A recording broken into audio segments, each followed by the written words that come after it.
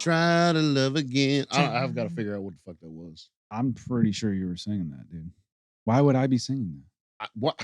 Well, I don't know. I was about to ask why would I be singing it, but that? well, Do you wake up with songs in your head like immediately when you wake up? probably, yeah. And it's not like I was dreaming them. I'll just wake up No. and there's something there. And like, who picks the song to be in your damn head? Especially a song that's like you didn't hear a few days. Like you haven't heard the song in years, and all of a sudden it's like here, bam. Like, who is your brain's DJ? A lot of classic rock for sure, 100%. Classic rock. I get random R&B shit, rap. A lot of classic rock. It'll be. I don't know. It's just a bunch of just random. I don't know. I don't know what it is. Why is it like that? All right. So, speaking of some dope music, I gave you a little bit of homework. Now, let's premise this with we're going to start doing these episodes once a week, right? Yeah. Also, we give each other homework every week now. One of us watches a movie. One of us listens to an album. We'll come back, report on said movie and said album. And we rotate it. And we don't talk about these things until we get on it. We can't. No. Because I like to hear our first reactions to certain things. Now, I gave you a pretty straightforward album to listen to over the week. I don't know about straightforward. It was straightforward. It wasn't anything that you're going to be like, oh God, it was Eve by Rapsody, correct? Yep. Okay. All right. That was the first, I believe that was the first whole Rapsody album that I ever heard. Yeah. And I wanted you to listen to it because she's probably my second favorite or close to first favorite female rapper, like nowadays, with Tierra Whack, along with Tierra Whack. Yeah. So, yeah. So I gave you that to listen to. Now, we haven't talked about it. No. So, what did you actually think about it? I love the concept of it, first of all. The song titles. Yep. The women empowerment. Well, yeah, but the way that she portrays it, like, it definitely made me feel a lot of shit. And like, I don't know where this is going to put us in the pantheon of public opinion, but like when I got done with it, it definitely affected me where I was like, we got to be better to women, dude. Bro. Like immediately. And coming from only child from a single mom. Yep. I know you feel that. Yep. I was like, she didn't overtly do all this like super, like the way that she portrayed it was so, it was like a beacon, but it wasn't overt. And I really loved that. Like there wasn't any like chest pounding in her lyrics per se. It was very much like, think about it like this. And it made you look at yourself and how you view the world, like not through a woman's eyes or anything. That can never happen. But just like, man, we really got to be, and really like women need to be better to women. Yeah. Like it wasn't like fucking male versus female thing at all. No, this wasn't a feminism type of Not album. even. No, it was a reflective type of thing. It was, she is proud to be a woman, proud to be a black woman by naming the songs after like female black role models. Yeah. And the different things. And she was all across the board, by the way. Yeah. It wasn't. You had Latifah. You had Sojourner Truth. You had the one with her and Cole, bro. That's Sojourner. Yeah. Disgusting. I have my standout tracks, of course. Of course. Let me, but yeah, I just want to say, like, I'm not going to get down a rabbit hole of it. Obviously, like. No, I just want to know what you. I grew up with mostly women. I know, I know that everybody just needs to be better towards women, including women. So Agreed. I'm going to just say that the album made me feel like, you know what, man, we're really all out here just acting a fool. Like just a bunch of lost children. That's what I really got out of it. Production, Ninth Wonder, crazy. My favorite producer of all time. Every one of his tracks was just, Mix got a couple critiques. Her vocals are mixed well because she has like a lot of bite in her vocal, which I like. Vocals mixed great, little high in the mix. Not gonna knock it because most hip hop albums vocals are on top. You know me. I think hers were too on top? It's like the beats could have hit a little harder. Okay, rather than her they could have surrounded her voice a little better. Like if they mixed her like they mixed a Kendrick record. Okay, I see what you mean. You know what I mean? Yep. So like it envelops it. That being said, I feel like Rapsody being around Kendrick during the To Pimp a Butterfly had a profound effect on him because I hear a lot. Yep. I don't hear a lot of him and her. I hear a lot of her in him. Like cadences and I picked up a lot of that, dude. You know, she was cool with Mac too. Oh, well, that song as well. Now imagine. And that came out posthumously. So he must have done that. Imagine if she would have, or if Mac would have actually mixed that fucking album. Bro. Yeah. Shit. Him just on the hook is wild. Because, I mean, obviously. What song was it? It was called The Law. That's the one with Mac. The Law? Yeah. Standout songs, obviously Maya.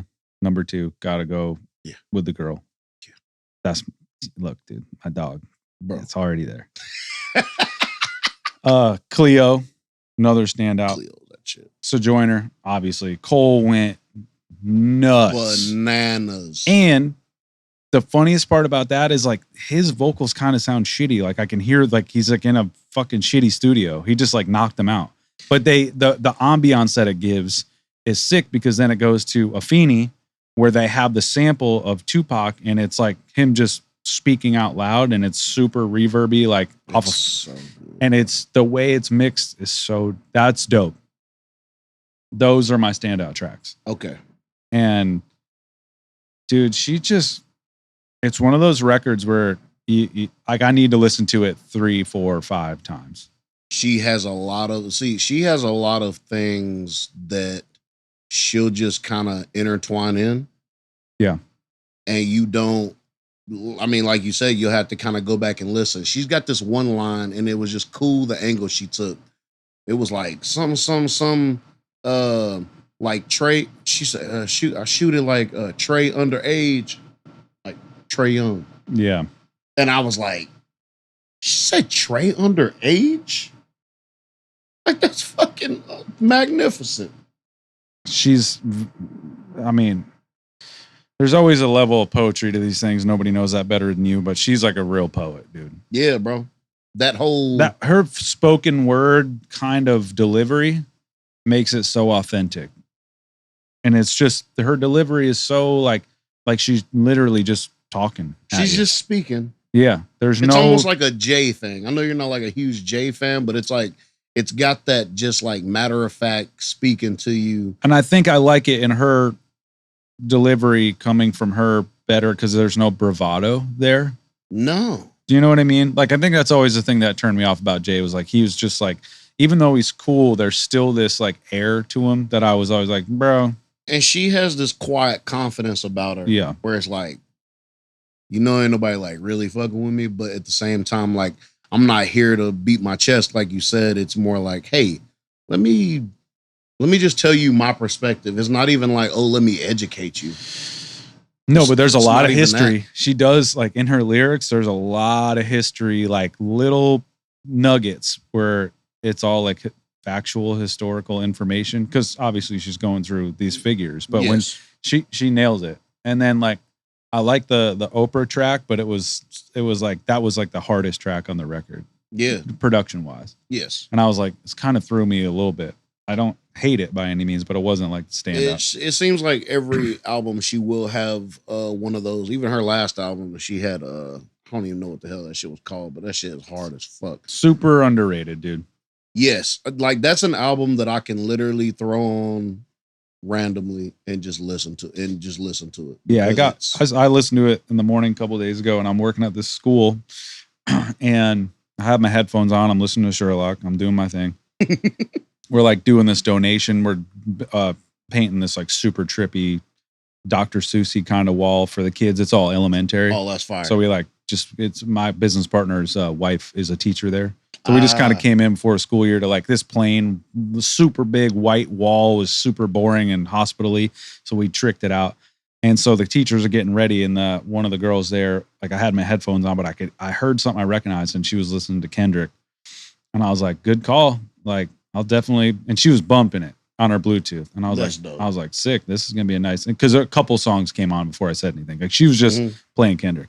I was like, there's a girl that went to school there. She was a teacher. Getting like her classroom ready. Oh, that's fire. And it's just weird, like people's depth, and that's how like we're different and we're psychopaths with music. Because I was like, she was like, man, I'm just trying to spare y'all 5 minutes straight of Taylor Swift, and I was like, yeah, please spare me.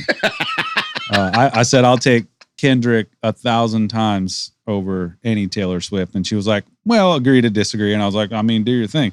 And then I'd listened to the Rapsody record, and I was like, have you heard of Rapsody? And she's like, no. And I'm like, what?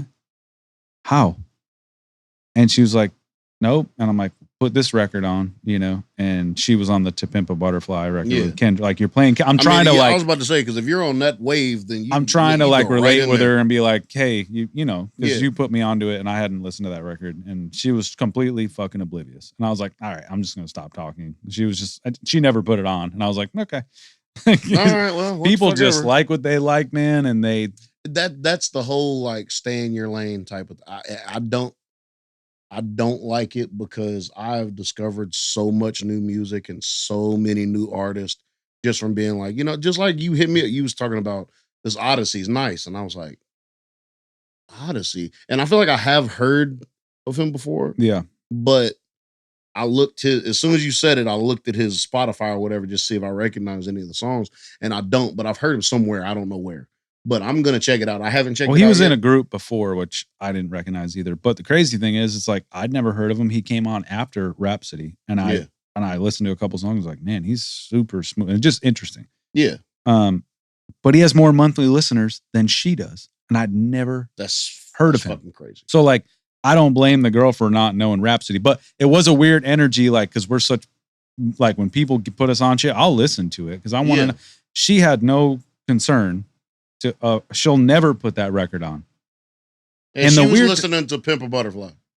Yeah. She was listening to a bunch of Kendrick, but I was trying to bridge the gap because I was like, I felt her vibe. And I was like, if she were to listen to this Rapsody record, Rapsody would be her favorite rapper. Yeah. But she's never going to listen to it. And it drove me fucking, not because she didn't play it and I suggested it. It's just her energy was like, I'm never going to fucking play that. Yeah. And I'm like, you are missing out on a life-changing artist that you should hear of all people. Especially, and not to get into, it's not really a political thing or agenda, but it's like, as a woman, you should want to hear this, what you call it. This is what I'm saying. And she was like, nope. Like, her energy was like, cool story, dude. And I'm like, I would never do that. If somebody was like, hey man, I hear you're listening to this. Have you ever heard this? And I didn't know what it was, I'd immediately fucking save it. You know how I discovered My Morning Jacket is because I had asked this girl one time, this was back in like fucking 2011 or something. I was like, who you like to listen to? She was like, such. She named a couple bands and she was like, My Morning Jacket. And I was like, fuck is that? And I went out and I bought one of their CDs finally. It probably was like a couple years later. Right. But I remembered. Yep. And when I fucking listened to it, I was like, this band is one of the most amazing bands I've ever heard. Yeah. But it's because I took into consideration because I look at things like, okay, you're going to come across people in life. And sometimes they're just there to introduce you to some new music. Yep. And that's all that it is. Absolutely. I agree with that. And because we take music so serious. That's a big deal. It's a huge deal, bro. Yeah. It's not just, glad I get to hear this song and such and such. Like, no. Like, you really owe people a lot for putting you on to, like, some real new shit. Well, that's why I love to listen to new shit. Well, also, like, we came from that era, and I'm speaking completely personally. Like, when I share music with people, it's me communicating with you. Like, I fuck with you.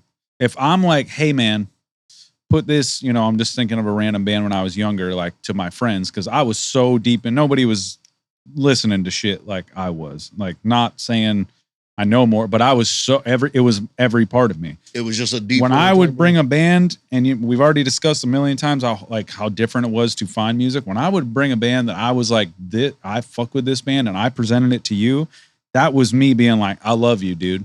Yes. Listen to this band. We speak, our love language is music, bro. Totally. And when I share it with you, it fucking means something.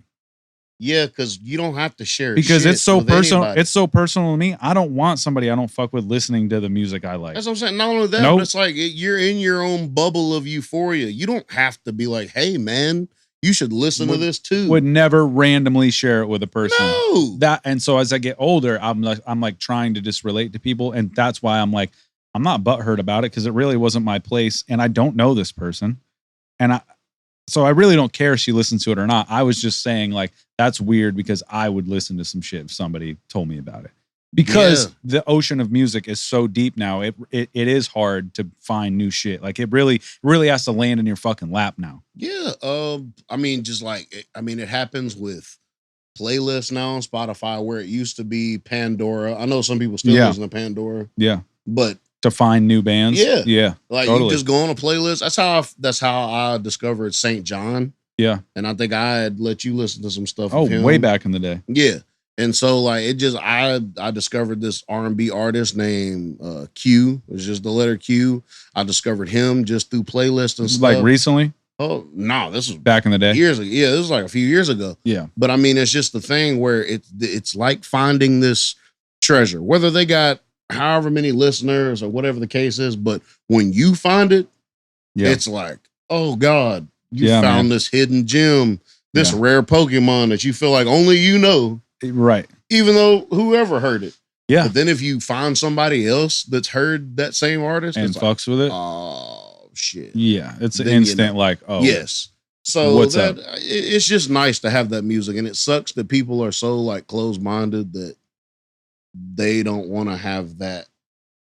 It's just a weird, it's just weird for us. Like, you ever been somewhere and somebody's been like, play something that I know? You're like, what the fuck are you talking about? Like, what? No. Why would we be doing that? Don't you want to discover and fucking see new worlds? Something you know? First of all, why don't you fucking play it? I'm not gonna guess. Hey, you want to play that game? I'm gonna put on some dumb shit and be like, that's what I think you know. And there's no bigger insult in the world. This is what I think of your character. I just put on fucking Katy Perry best of. You know that? Fucking Eye of the Tiger, bro. You got that? Do you know that? Uh-huh. Yeah, you do. Shut up. I just put on Bruno Mars. That's the depth of your soul right there. And I fuck with Bruno, but come on. Speaking of Bruno, I wish Bruno would dig a little deeper. This is what I'm saying. He needs to dig a little deeper. Chris Brown needs to dig a little deeper. They're not, but that's not what the labels want from them, dude. I know, and I know it's a label. Well, I'm gonna say it's mostly a label thing. Well, obviously, they're that big of artists. Plus, Bruno was writing all those songs for everybody for all those years. Like, they got him. They got his deal, and they go, "This is what we need from you. Anything else, we're not even putting it out. So fuck off." That's just. But I mean, even then, it's like you could. I don't know, bro. You could do like a Frank Ocean move and like give somebody that was such a genius fucking move. You give the label an album that you don't really give a fuck about, and then get off the deal, out of the contract. Yeah. The next day, you drop the album the that real you one. Actually fucking wanted to drop. Trojan that fucking horse, the label. Coldest shit that might have ever happened. Next to Cube rolling up with a baseball bat. I agree. Bro. It's fucking amazing. But, it's like when you and I share music, dude, like, it's fun between us because we can go to the fucking outer limits and be like, I just want him to hear this to see just like how wild it is. I don't even really love this. But when we're like, yo, have you never heard this? Yep. That's insane when we get to do that. Santa, I don't know who got who on the Steven Wilson Jr. We both found it at the same time, or because I feel like I had heard of him or seen like clips on Instagram, and then you sent me. I want to say you sent me that album. Probably. You sent me an album or something, and I had heard him already. But I mean, he's just such a unique. Anytime you come across something unique that like speaks to you, well, it's his authenticity. Yes, and it's like you recognize it immediately. So anytime I Yes. see an artist like, you know, where I saw it was of all places, that clip with Bert on Bert Kreischer's podcast, and I'd seen his name around, but it was the first time like I got to put the image to it, and he sang that shit live in studio, and I was like, yo, incredible. And then I played the record, and the record's pretty fucking heavy. You know, like it's very texturally heavy. I mean, he's got this bluesy type of, and his voice is so unique, bro. So and immediately I'm like, if he doesn't know, he needs to immediately, because I just, it was one of those records where the second half, I was like cleaning the house and shit, playing the first half, and then that second half hits, and it's so fucking deep and crazy that I just sat on my bed with my phone and just sat there and listened to that record. And that's been a long time since a record like stopped me in my tracks. It's exciting to be able to discover something, and then like you have somebody that you know will resonate with it. Like, the same way, and like send it to them just fucking immediately. Like, it doesn't even matter. And then you and I get real serious. We're like, dude, sit down, fucking sit and listen to this. Like, you have to hear this. Yes. And then and when we know that we're serious, then bam, like we do that. Yeah. It's a difference in that, and then just sending a track like, hey, y'all listen to this whenever you can. Like, because I sent that Lupe shit earlier. I didn't want everybody to just sit down and gather around and listen to it. I'm just like, hey, I'm just letting you fucking know. This motherfucker did his Lupe thing on it. And if I'm being honest, now is the time for him to just go full berserker. Why not? With all the like weird little tiffs going on in music, he could just come out and be like, well, all right, this is what's going to happen. Like, if we're going to finally talk about like lyricism, which he has been shit on for years for being too lyrically adept. Bro, some shit that I heard in that new one, I've never heard anything. I'm just like, all right. You imagine being a lyricist and being criticized for being too wordy? Yes. That's been his whole career. It's like, what are we doing out here? What you're saying is, I'm too good at this sport to play with everybody else. That's what you're saying.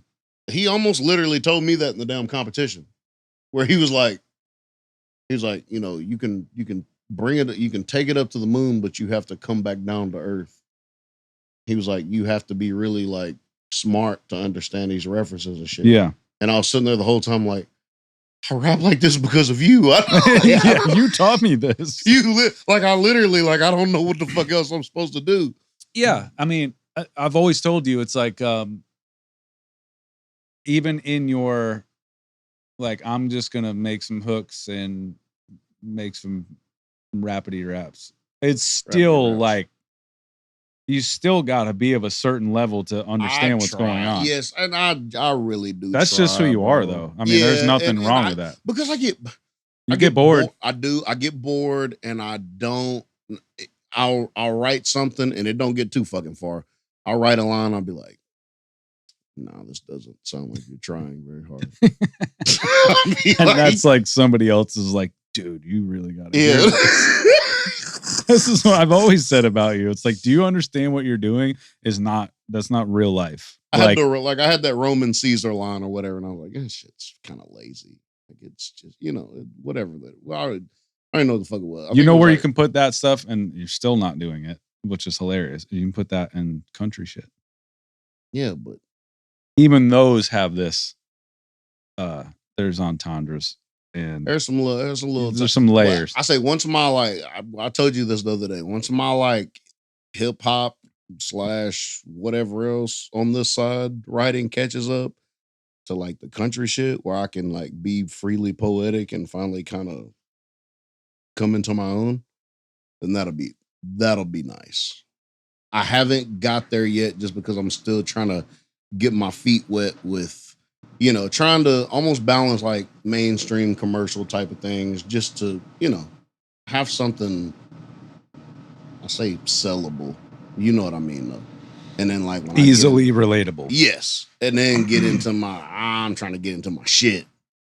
I can't wait to get into my shit. But you can't not just get into your shit. No matter what you do, it's just, I know. It's the same. It's the same with me when I'd play drums and I knew that I needed to just let everything breathe. I'd still have to find that one area of the bridge or that one transition to just let me sneak this let people know what's brewing under the surface. You know, bro. It wasn't until I got older, as I always felt like, just let me go. just let it happen. You know what I mean? I'd be just bottling it up and just building. And then when we play the shit live, I'd be like, look, just so y'all know, this is about to be a fucking marathon. It's just gonna be a little different than it was in studio. I'm on either. I can't control it in a live setting. This is gonna be full unleashed. I can't. There's no. Even I played in one band that had like all clicks and everything was in ears. Yeah. And the laptop with everything gridded out and everything. And even then, like I built into the slate tracks that were at the end. I built in where the click would turn off, and I was like, "Hey, if the crowd's into it, we're going free. Let it ride." And every time, I didn't give a shit what the crowd was doing. I was like, "Here we go, boys," and they'd be looking back at me like, "Are we doing this?" And I was like, "Yeah."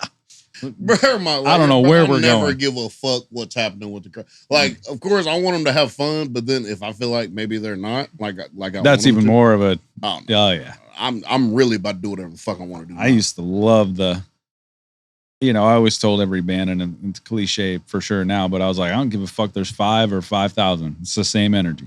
Same energy, bro. I don't give a fuck about none of this. And I love those shows where there was 5.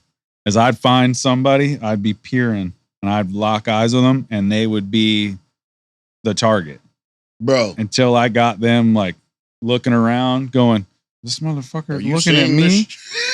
Why is he, bro? Why is he spitting at the ceiling and looking me in the eyes? I mean, bro, you're gonna feel this shit, bro. And they always would, because it became this personal thing. Yep. And it wasn't nefarious. I wasn't like, "Fuck you." It was like, "Hey, man, you're here. I love doing We're that here. Shit, bro. Let's you go." Find one person in the crowd. It's the best. And they're looking like, "What the fuck is happening?" Yeah. And you look at them. And you sitting there rapping at a fucking 1,000 miles an hour or whatever, and you just hitting it, and everybody's just like, when you do that, and you get this personal, it's like a reciprocation. Yes, it's like a little war, but it's not. There's no bad energy. No, because they don't have a fucking chance. Yeah, but then it makes them feel involved in the show, and they don't have a choice. They're part of the fucking show now, because the person who is responsible for all the sound that surrounded them. Yeah, you're looking at them right in the no avoiding face, that, and they're talking to you now. Yeah, it's beautiful. It's just such a beautiful. I loved those shows. Yeah, and I'd even do it at the big shows. I'd find one person. You know what I mean? And I loved the bigger shows only for the fact that your people are behind you, so everybody come out or wherever town you're in, somebody, and they're fucking behind the kit. So like a lot, if we play hometown shows or anything close, there'd be a gang of motherfuckers behind me, and I'd be fucking talking to them. We fucking ready for this shit? And then people would be like, do it, bro. And just is fucking.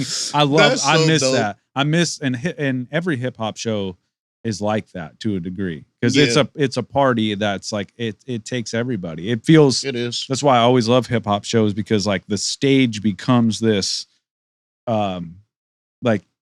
It becomes ethereal where people can meander in and out, and it's like, it's fucking awesome, dude. It's just whereas like rock shows, you got a lot of gear. People I've had, dude, through the years, I have crazy. My boy Zoller, who I'm sure will listen to this, was like, he was notorious at hometown shows for just walking out on the stage and looking at me and headbanging with me and like punching cymbals, and it would be. The rest of the band would be looking back like, fucking Zoller, where'd he come from? Oh shit! And he'd be gassing me up like, what? He knew every part, and he'd be like, fucking, let's go. And I'm like, dude, you're on stage right now. I have so many videos, and he'd get behind me, and I knew he was there, and he just fucking, and that was the best. That sounds. I love that shit, and that's like, I feel like hip hop shows, especially like in your home city, like that's all your people around. They know all the lyrics. I was about to say, know all the fucking parts. It's the best, dude. It's fucking beautiful. Bro, speaking of music, Mm. R.I.P. Ozzy. Bro, it's been a rough week. It's been a very rough week. We've Yeah. lost. And you don't want to fuck. I won't talk about it. We got R.I.P. Theo Huxtable. Oh, of course. Malcolm Jamal Warner. Yeah. We have R.I.P. Ozzy Osbourne. Yep. We have R.I.P. Hulk Hogan. 3 within a week, bro. Yeah. Well, again, Ozzy and Hulk, they're just different. Absolutely. I'm not taking anything away from Theo, dude. No, I mean, obviously it's a bigger type of iconic type know, thing with I'm fucking Ozzy and Hulk. If fucking Clint Eastwood died, okay. I get it. You know also, what I mean? Chuck Mangione died too. That jazz from trumpeter. Rochester. Miri sent that to me. For real? I know his name, but I don't know all his. But he's I knew he's a New York boy. He was in fucking King of the Hill. He was like a random character in King of the Hill. Really? I swear to God, bro. Jazz musicians have the weirdest careers, dude. Bro. It's weird, bro. It's like you're not mainstream, but you're just like everybody knows you. Yeah, because they're a good hang and they end up in a studio doing a voiceover. That makes that's only jazz musicians can do that shit, I dude. swear, bro. But yeah, bro. The Ozzy one was weird for me for obvious reasons, but I think the weirdest thing is like going back and watching that show now, knowing that he knew. I told because basically, like I called my mom, and she had been doing shit, so she hadn't even seen her phone. I just texted her Ozzy, and she didn't say anything. And then I was driving home, and I called her, and she's like, "I just got inside. Like, what about Ozzy?" And I was like, "Ozzy, like." She was like, "Did he die?" I'm like, "Yes, dude." And she was like, "Oh, She was like, "Wait a minute. He played his own funeral." Yeah, that's the dopest shit ever, bro. Ever. I told motherfuckers when that show clip came out, I said, "Look, he knows some shit." Yeah. I knew. I seen it in his face. Yeah, he knew. Now when you watch it, you're like, it's so obvious. Yes, because to me it was obvious when I seen it. I was like, oh, no, he knows what the fuck. The worst part about it was him getting charged up and wanting to get out of the chair, trying to push himself out of it because he's still, usually when you're older, your mind goes, but your body can still do shit, and it's this weird thing. Yep. Like, he was the complete opposite, dude. His mind of all people's was still there. Yep. Body would not. Of all the drugs and crazy shit he's done, you would have been like, he's gonna have Alzheimer's for sure, dude. Nah, he checked nope, the fuck out. Mine 100% couldn't move. Nope. Bad surgery. Parkinson's even take him out. That's the crazy thing. But watching him being like, he knew it was the last, and he's getting charged, getting the crowd going, and just wanting to stand up, and it was like, this is fucking wild, dude. That shit was when he did "Mama, I'm Coming Home," dude. That's one of my all-time favorite songs anyway. Like, I remember I had this compilation disc from Kerrang, which was like a big metal magazine back in the day, UK magazine. I had a compilation. It was all heavy shit. Slayer, Fear Factory. That's how I I was young, maybe 6th, 7th grade. Last song, "Mama, I'm Coming Home." And I remember being young and being like, this is affecting me deeply. Like, I wanted to listen to just heavy shit, and that song, I just kept running it back. I'm like, this is a different deal. Still. And he couldn't even get through that song because knowing what he knew. Bro. And people knew. If you look in the fucking audience, first of all, the fact his last show was in, hold on, where was it at? Birmingham? Yeah, that's home. Bro. To do that, to go have that career, be I also put it together today. Snoop is the hip hop Ozzy. Oh shit! Just we just compared M. Night Shyamalan to him last time. Well, we're gonna keep on finding parallels for Snoop. Yeah, remember that? Snoop is the hip hop Ozzy. Yes, I can see that. What the fuck is that out here? No idea. Is that a fucking motorcycle? Probably. Sons of Anarchy. Hey, we don't know nothing about it. They tried this shit last time. Well, to drive a motorcycle in this city is suicide. Yeah, listen. We already said these motherfuckers is not well. No, you have to be willing death into your life to. Yes. I don't know. Every time it trips me out. There's nothing I'd rather not do. But those people at that show, They fucking knew, bro. Yeah. People were people were sobbing in the audience. Ozzy's a different dude, man. Like, he's one of the only people, and I'll say a couple last tidbits about it that are like my personal opinions. One, Ozzy's one of the only people that's like genuinely beloved by everybody. Yes. Nobody is out there being like, fuck Ozzy Osbourne. No. Nobody, dude. No. Number two, this is going to be controversial. But when you think about it, you'll understand why I'm potentially right about this. Okay. Pink Floyd, one of the greatest bands of all time. Yes. Arguably, Syd Barrett put the blueprint out for that band, lost his mind. The band took his vision and went on with it. Okay? Okay. His sound, what the psychedelic thing, his way. Led Zeppelin, still going to consider them the greatest rock and roll band of all time. I'm going to say fucking amazing.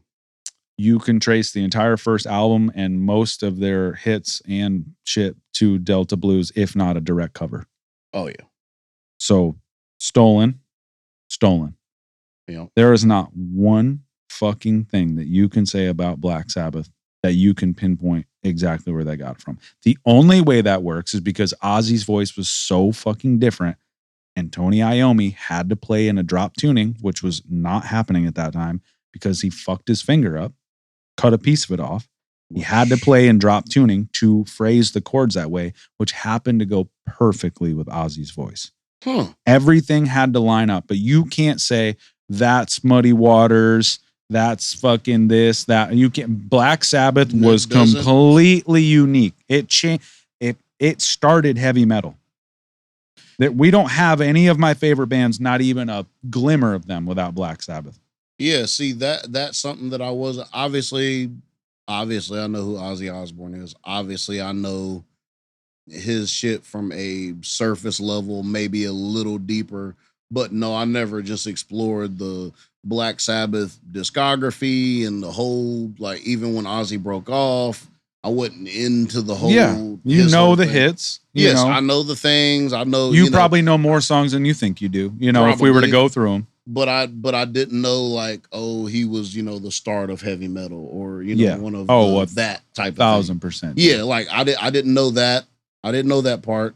And like, with that being said, like, again, Pink Floyd, definitely top 5 band of all time. Led Zeppelin, I'm still putting them number 1.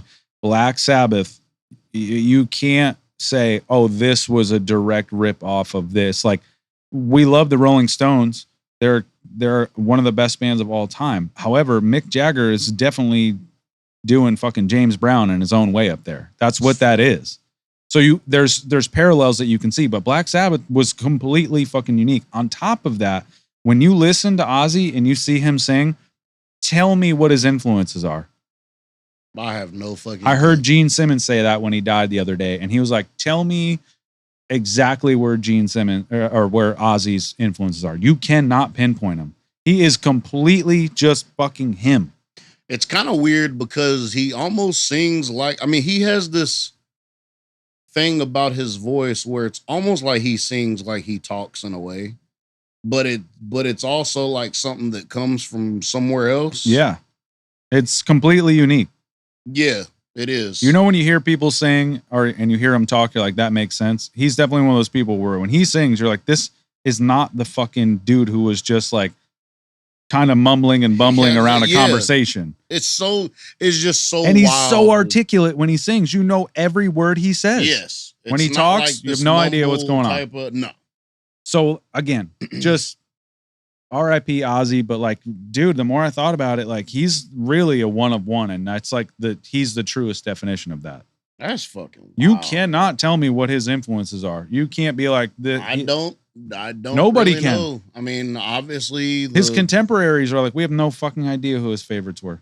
He's the biggest blues, Beatle. You got rock, then you got that. And that's the only thing you can tie anything to. But like, as far as a vocalist, the whole thing, he was one of the biggest Beatles fans, period. He's a giant advocate for how he's not fucking hide it. Tell me where you see John Lennon and Ozzy Osbourne or Paul McCartney. Nowhere. Not Paul neither. He wasn't even like, I'm going to do that and make it my own. He just was his own. Yeah. When the fuck do you ever see that in art. Somebody's always borrowing something from somebody, one way or another. Not him, dude. I don't know what the fuck he was. And we got the Hulkster. Like, both of them died from fucking bad surgeries. We talked about that. Yep. Like, I'll say this. Now, Hogan said some very racist shit, right? Yeah. It was pretty rough. Still a fucking icon, dude. Exactly. Now, if we're just talking about, because I'm a huge, almost obsessive wrestling fan. No, you're obsessive. Absolutely. Yeah, that's don't like, even. No, I listen. There's no almost hours upon hours of podcast every week. Yeah, you listen to wrestling podcast. That's not borderline. Okay, I'm an obsessed wrestling. But so if we want to just take that away, Hogan made these things mainstream. He made wrestling mainstream. Yes, there were people before him, Bruno Sammartino but just all the Luthez, all these different people done this before him.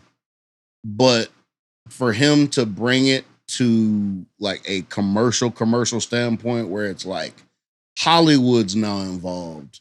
Yeah. All the movies he did. Culture, like he made it a pop culture thing, really. Yeah. And so you can't take that. You cannot take that away from him at all. He says some wild shit on some podcast, and he's been caught in some lies here and there, whatever. But if you're separating the man from the actual like icon and it's art, and we need to treat it like that. I mean, and you do it like that. That's exactly what you do. I'm still gonna listen to "Rock with You" by MJ. Absolutely. I'm definitely one of those people where I can separate. Like, I'm not. Yes. Look, man, I'm not gonna not listen to the fucking amazing art this person created. No. So in order to get there, you gotta be kind of fucked up a little bit anyway. To get to MJ status in that time, some shit not only happened to him, he definitely did some wild shit. Now that with Hulk, dude, like, think of the fame that he had, and once he got to that level, he fucking could do whatever he wanted to. In the 80s, bro, I argue there's probably nobody more famous like that wasn't Michael Jordan or Michael Jackson. Yeah. I don't know who maybe would it Andre be? the Giant, like that type of shit. Not as far as like Hulk could go to fucking Sudan and they'd be like, that's Hulk Hogan. That's fucking Hulk Hogan. That's what I'm saying. He made wrestling like an actual like pop culture thing where it was a mainstream commercial type of thing. Where his brand like transcended the sport. Yes. So with that being said, hey, legend, Mount Rushmore type of wrestler. Oh yeah, dude. Mount Rushmore type of fucking pop culture icon. Honestly, like everybody knows. Look, again, the Snoop of wrestling, maybe. Yeah, just involved. Snoop might be the GOAT just because everything we're comparing is Snoop now. Well, because it's like, it transcends. It transcends the music. Yes, transcends the wrestling. Like thing. Yes. You recognize them as a cultural icon. Yes. And now it's a lot of wrestlers that would not be around if it wasn't for him. So I'm thankful for that. His sacrifice as far as that goes, regardless, bad, good, indifferent, whatever. Cool. All right. Theo, Malcolm Jamal Warner. We'll touch on it for just a second. First of all, Cosby was one of the whole Cosby Show was one of the pillars of the black community back then. Everything was positive. It was, Dr. Huxtable, he was a doctor. Yeah, there was structure. Yes, everything was structured. It wasn't anything, crazy. It was just nice for Malcolm to play Theo, which was, he didn't get into like a bunch of trouble and stuff. And it's crazy that Hollywood even let this shit slide. The fact that how they painted a black family in that light. Yeah. They didn't have to do that. Well, I mean, Cosby, again, we're on the same path here. Like, he was fucking everywhere, dude. Yes. He was a transcended comedy. He was on every commercial. Remember all the Jell-O commercials and shit as kids? Yep. Every fucking other commercial break, Cosby was on something. Yep. So it's like he transcended that. Obviously, he's a fucking wild man. Wild dude. But that show was enormous. Like, it wasn't I watched it all the time. Everybody did. Yeah, like, nobody wants it to was talk just- about it now because of the Cosby shit. But like that show was fucking. But people looked up to him. People looked up to the characters on that show. I think that's why what ended up coming out about him was so fucking shocking, because like we all grew up with him being a Yes. TV father figure of like, this is how you should live your life. And then he did Yep. all that was fucking wild. And when Richard Pryor's widow said that shit about him, I was like, ooh, that might be for real. Yeah. Have you ever seen that video? Yeah. Ooh, buddy. I was like, oh shit. But yeah, we're not gonna talk about Bill Cosby. He's still alive somehow. I'm not really sure how. But yes, no, it was just nice to see that type of, even Theo being that young, it was a good like. Do you know black the role details model. about it? He accidentally drowned. Was he trying to save somebody? No, he accidentally drowned. He was swimming with his daughter in Costa Rica, I think they said. Oh, yep. Oceans, man. Miss me with them. Just got him. So Riptide got him? I guess. You got to let the motherfuckers take you and then swim parallel to the beach. Who's doing that? You're freaking out. You're getting drug out 300 yards from where you just were. I got caught in it as a kid, my stepdad fucking saved me, dude. For real? Oh, yeah. I got caught in it. It was in Cape Hatteras in North Carolina. Oh, shit. And that's notorious for having some gnarly fucking riptide. I don't know if I ever got caught in one or not. Bro, I basically got hit by a wave. It fucking drug my face across the bottom of the ocean. That's what I remember. And when I came up to, I was very far out in the ocean in no time. I mean, and I'm out there 6, 7 years old. Nothing is scarier than being in the fucking ocean. Mother Nature, you don't know what's around you. I can't swim towards. I don't have the strength for it. And I was like, my first thought, obviously, then was, I'm getting eaten by a shark right now. Oh, yeah. For sure. Yes. And then I realized I couldn't swim anywhere. And he saw me and fucking came around, and he was a strong dude. He got me.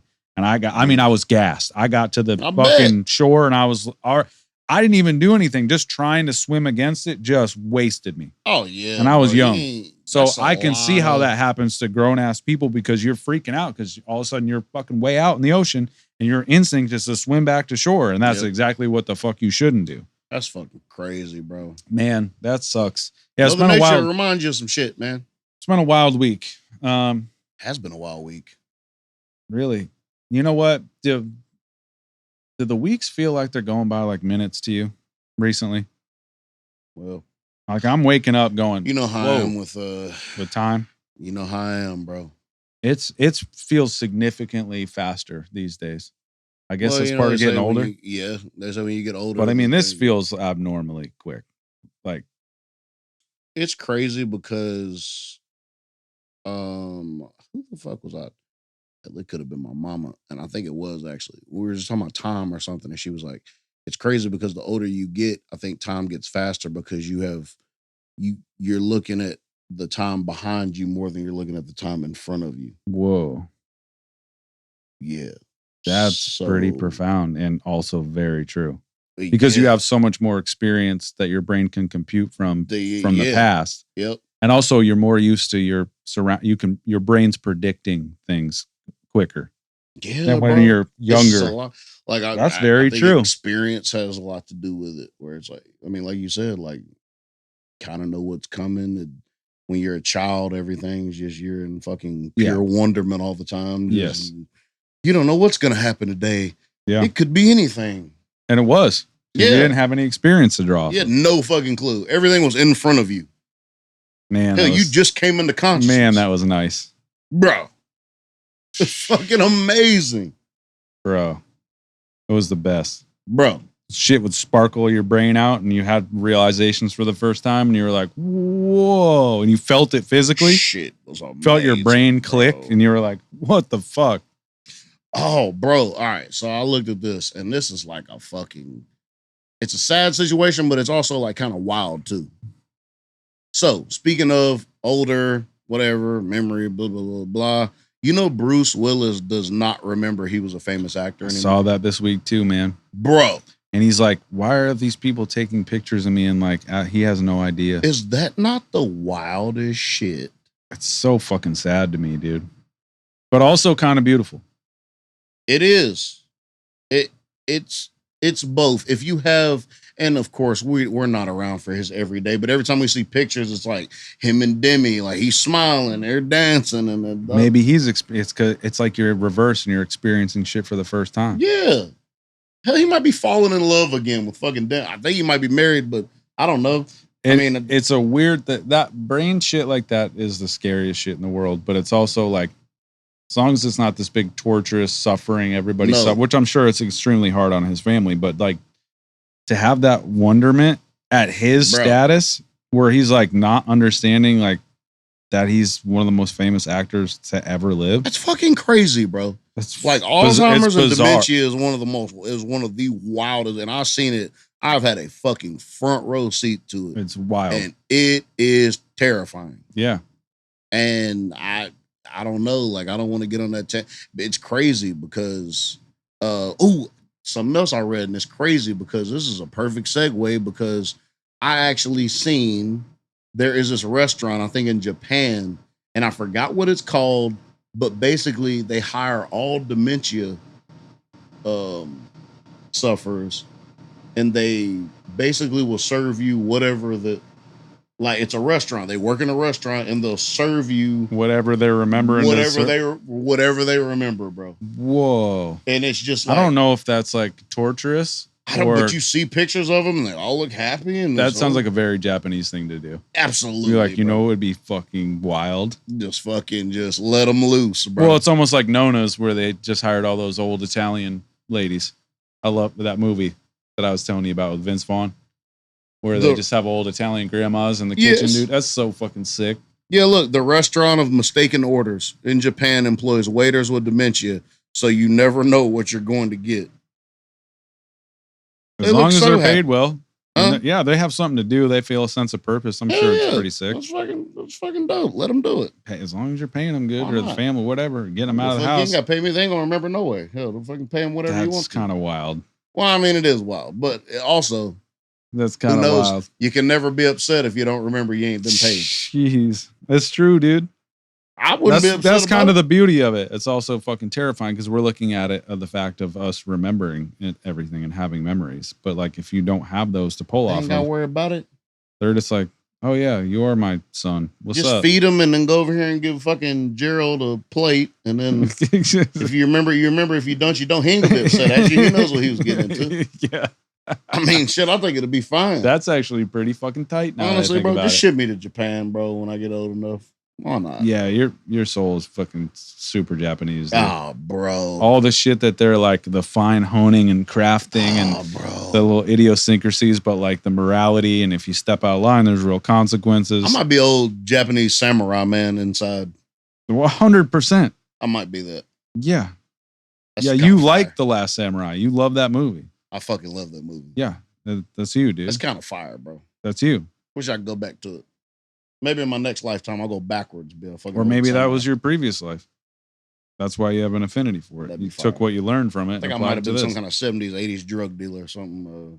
Maybe my right. Yeah, you've got a little Nicky Barnes to you. Well, yeah, that or some kind of Cuban fucking outlaw. I'm not sure. Where is a Cuban outlaw? I don't fucking know. Do you have memories of Cuba or something? No, I have zero memories of Cuba. If I closed my eyes, I wouldn't know what Cuba looked like. If I'm being honest, I don't even know if I could identify it on a map. Do you get those feelings though when you're watching movies and stuff from time frames? You're like, I feel like I was alive at that time. Yes, remember I told you about it was on here. Matter of fact, I told you about Saturday Night Fever. Yeah, the late 70s, early 80s, that kind of weird party scene, and I don't know. I don't know if I fucking OD'd back then or if I just did something, jumped off something. Who knows? I've definitely got a strong connection to like Prohibition era U.S. Anytime I watch that, I'm like, ooh, this is home. You might have Dillinger blood in you, bro. I feel real homey there. And here, maybe gun. There's also when I was really young, there was this hill that we would drive by on the way to Cooperstown, and it was a giant hillside, super steep, and all their horses were on it.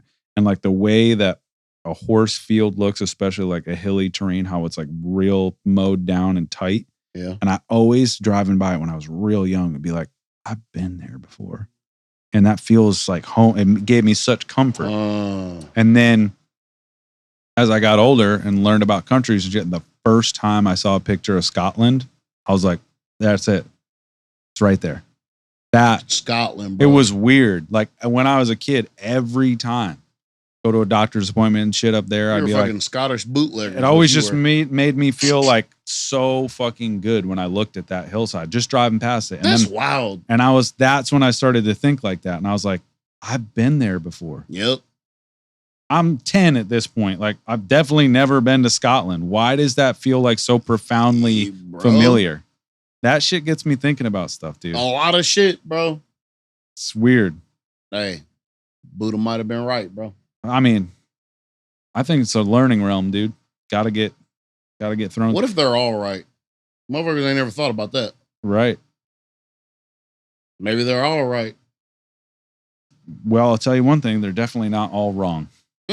So start there, then they probably have to all be right in one way or another. And also, nobody really knows whether they're fucking right or wrong. So who the hell are you to be a uppity son of a bitch? Try to tell somebody ideologies, man. Huh? I think it's all possible. Why not? Yeah, what's the fun of being? This is what I couldn't imagine being like a nihilistic, like atheist, and just being like, "This is it. When we die, we're worm food, and we're just part of the." I'm like, Jesus Christ, have an imagination for a damn sake. That sounds, yeah, exactly. That sounds like, and these are highly intelligent people that are. Yes, think like but it's not like we. This is the thing about it. It's not like we believe these things because we want to make ourselves feel better. No, I think that's harnessed by religion to make people live a certain way based on fear. I think that's definitely a thing. Yeah, but I also think it's like, to me, it's logical to be like, we're kind of living as a miracle right now. Like, none of this shit is like supposed to happen at all. So why would the explanation not be just as fucking weird? I agree. Why would it not be why would it not? If you described this to somebody, I want to say, I don't think this was an original thought of mine or not. But I was just thinking like, somebody said it or fucking I thought about it. But it was like, oh, you have sunshine and it does something to this stuff on the ground called grass and plants and it grows them. And then you can eat that. And then you eat the food. It goes through your body. Like, bro, think about the cycle of life. It's all even the cycle of water, how symbiotic everything is. Bro. Yeah. That if you describe that to somebody that had never heard no shit like that, they'd be like, oh, that sounds like a science fiction book. Yeah. That sounds like pure magic.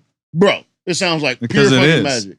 Yes. Yeah. And we overlook it because we've learned about it and it's been drilled into us where we're like, oh, it's just science. Like, well, no. This shit is wild. I agree. And we're just trained, our brains are trained to accept everyday things as normal. Like what we're doing right now, when you break it down, we're two people in a room having a conversation. However, we as electrically charged beings are projecting our voice through electricity into this microphone that's accepting it into a unit that converts that to be able to go into this laptop we're recording pure electricity right now that we can just play back as many times as we want to and put it out into the world and everybody else that can hear it, just listen to that we have never met or ever seen. How the fuck is that not 100% magic? I mean, not only that, if you want to break it down, language, like we're literally just producing vibrations and sounds that we can both understand.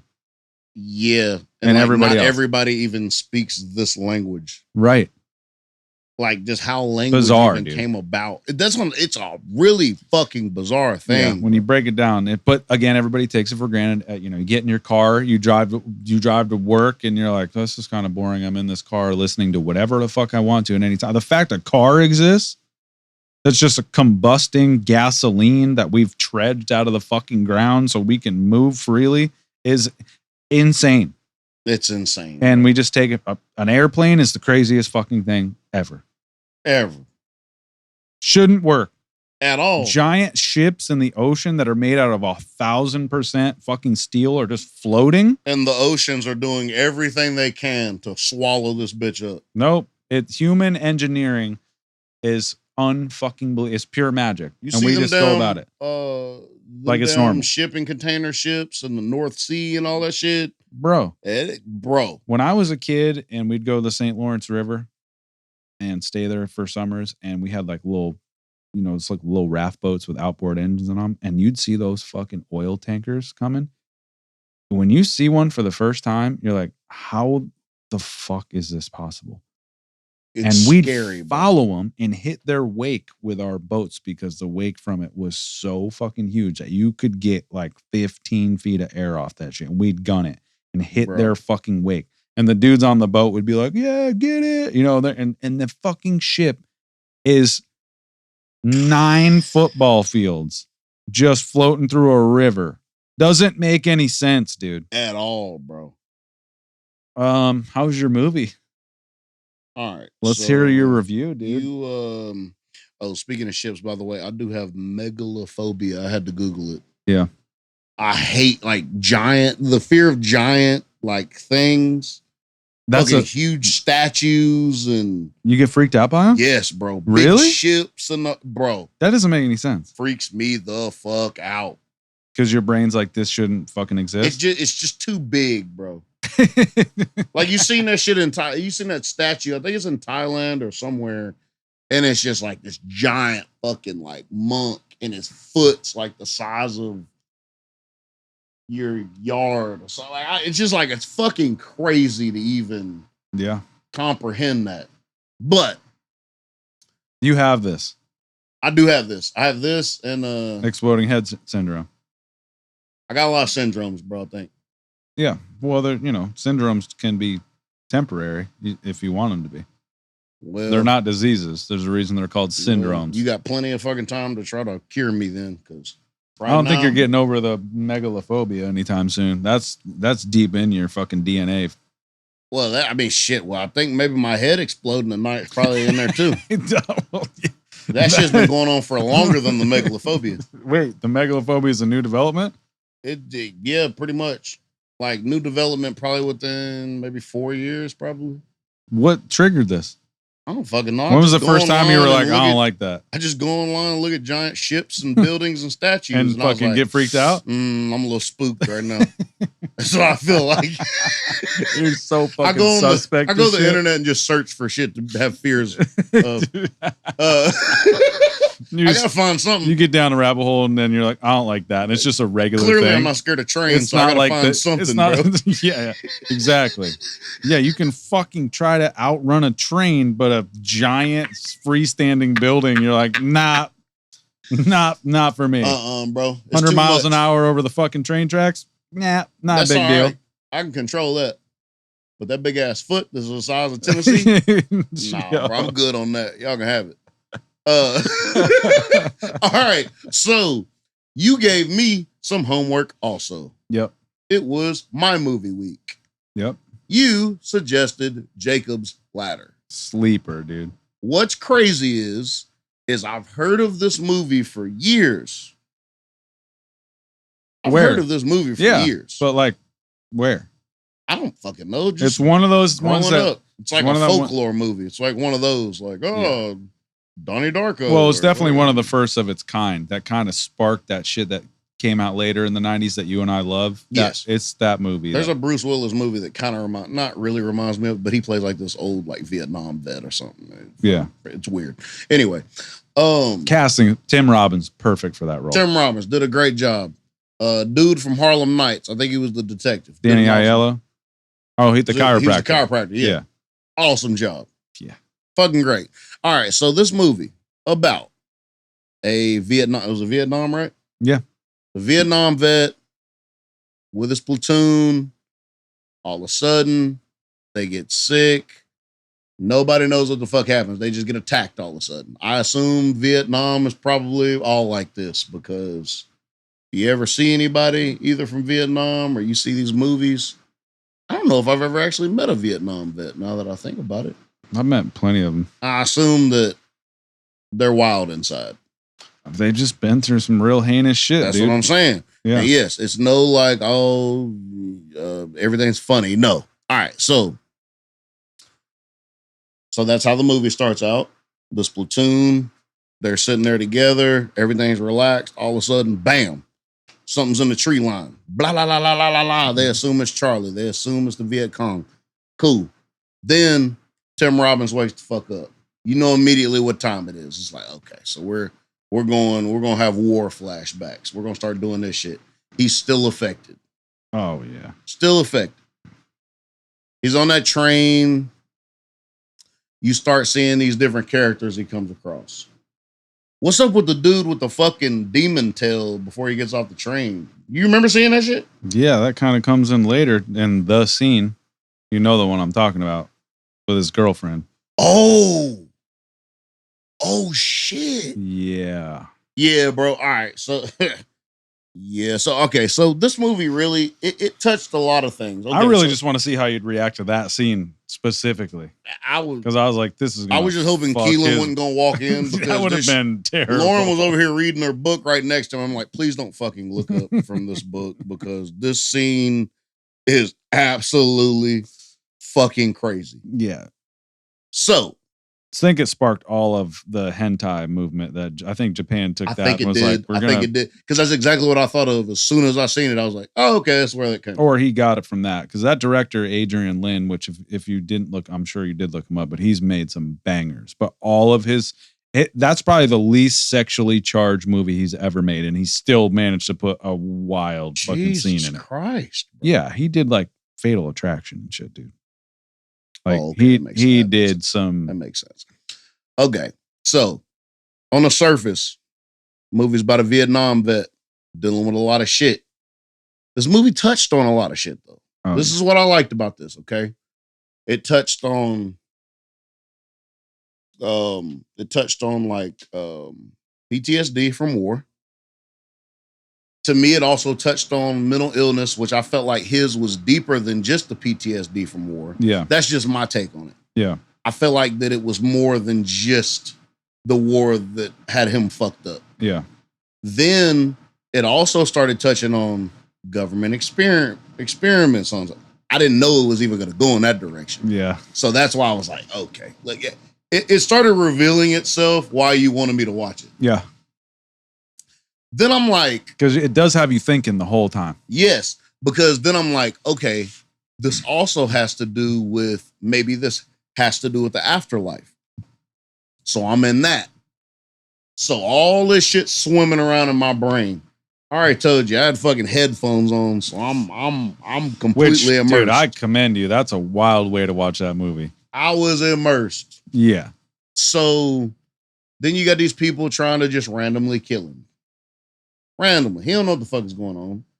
Then you figure out he's sharing his experiences with his fellow soldiers that were there too. Yep. Dude that got blew up in the car. Yeah.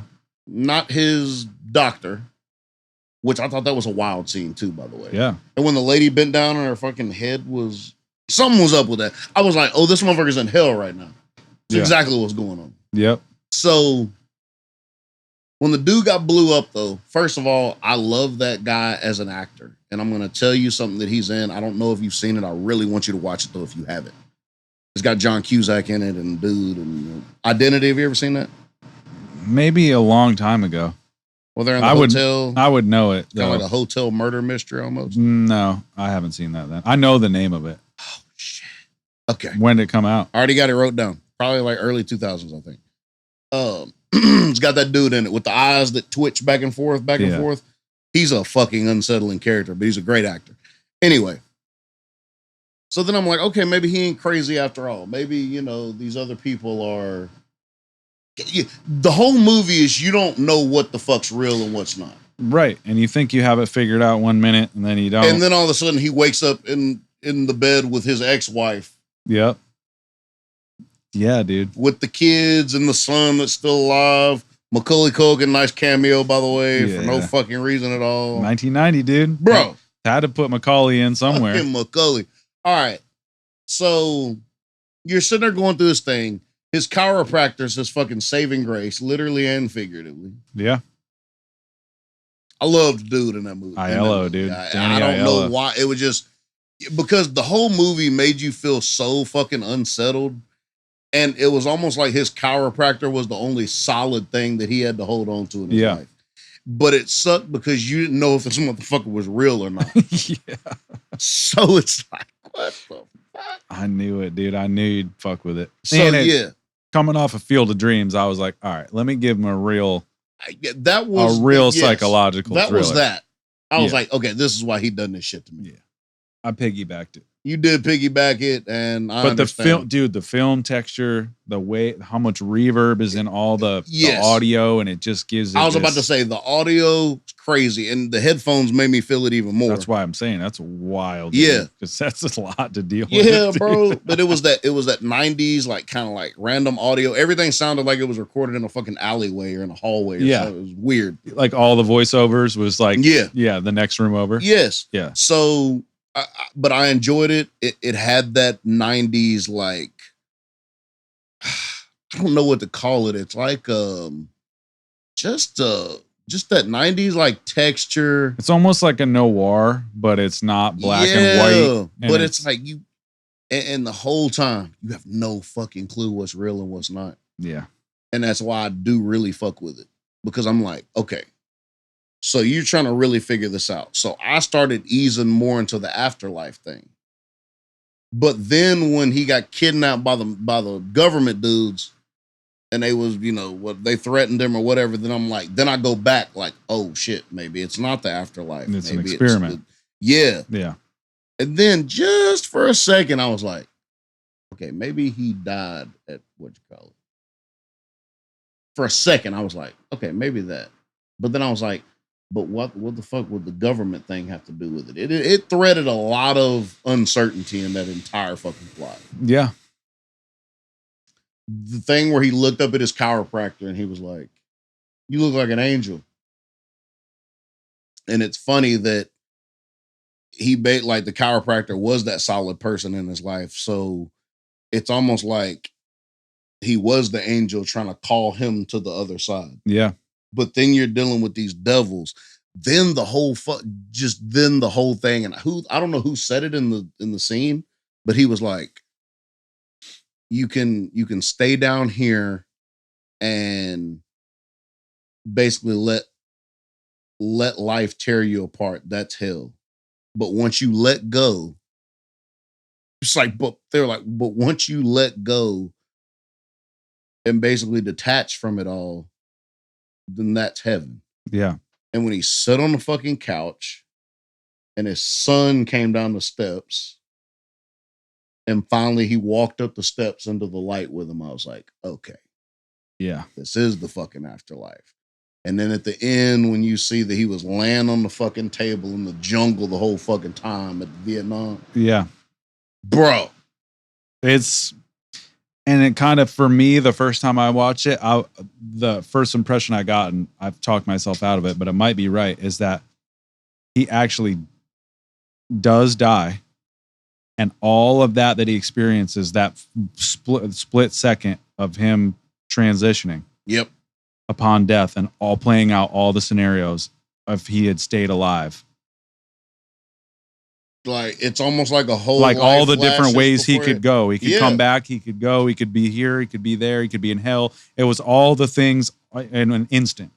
And then how dude, the ex-chemist, broke down the Jacob's ladder thing where he was like, it was everybody's like, he said, he called it everybody's like ladder. Yeah. It's because you go straight down to the fucking bottom. I'm like, hey, bro, this shit is deep. Was a very deep. For 1990? Yeah.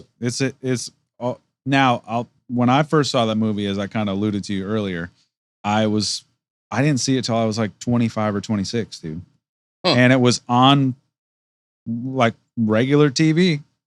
And I'd come home for lunch break with my cousin. We went to his house.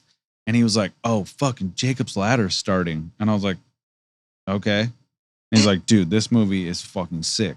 And the first 5 minutes played. And then I watched the whole thing. And then I didn't go back to work. Because I was just like, I don't know if you can go back to anything after you. No, it was so like, it fucked me up for a day. And like, obviously the movie's an hour and a half long. So I was like, all right, well, fucking, it's almost 2:00 now. Like, fuck it. You know what I mean? And we just sat there and watched it and we just talked about it. It's and, such a well thought out movie. Coming off of Field of Dreams. All right. Jacob's Ladder is a very well thought out movie. Yeah. Don't be shading on Field of Dreams, dude. Field of Dreams was not very well thought out to me. All right.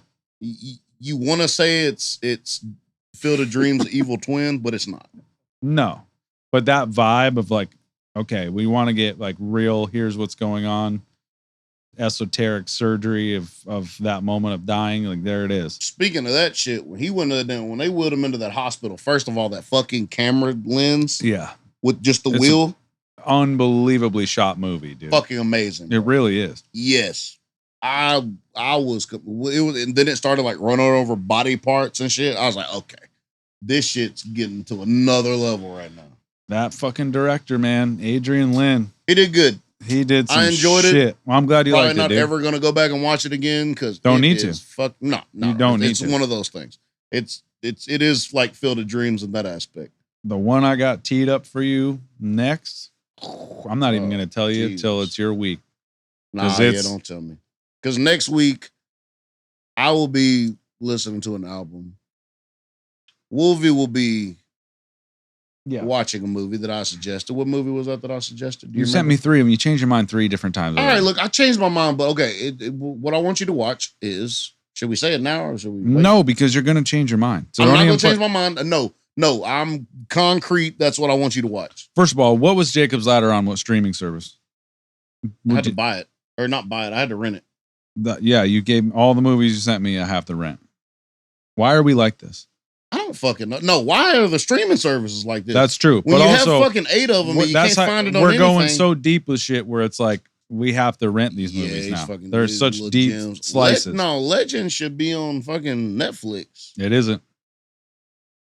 With Tom Hardy. Yeah, I got to rent it. Which is fine. So it's $3.50. Yeah, it'd be fine. Totally fine. And it's definitely well worth it.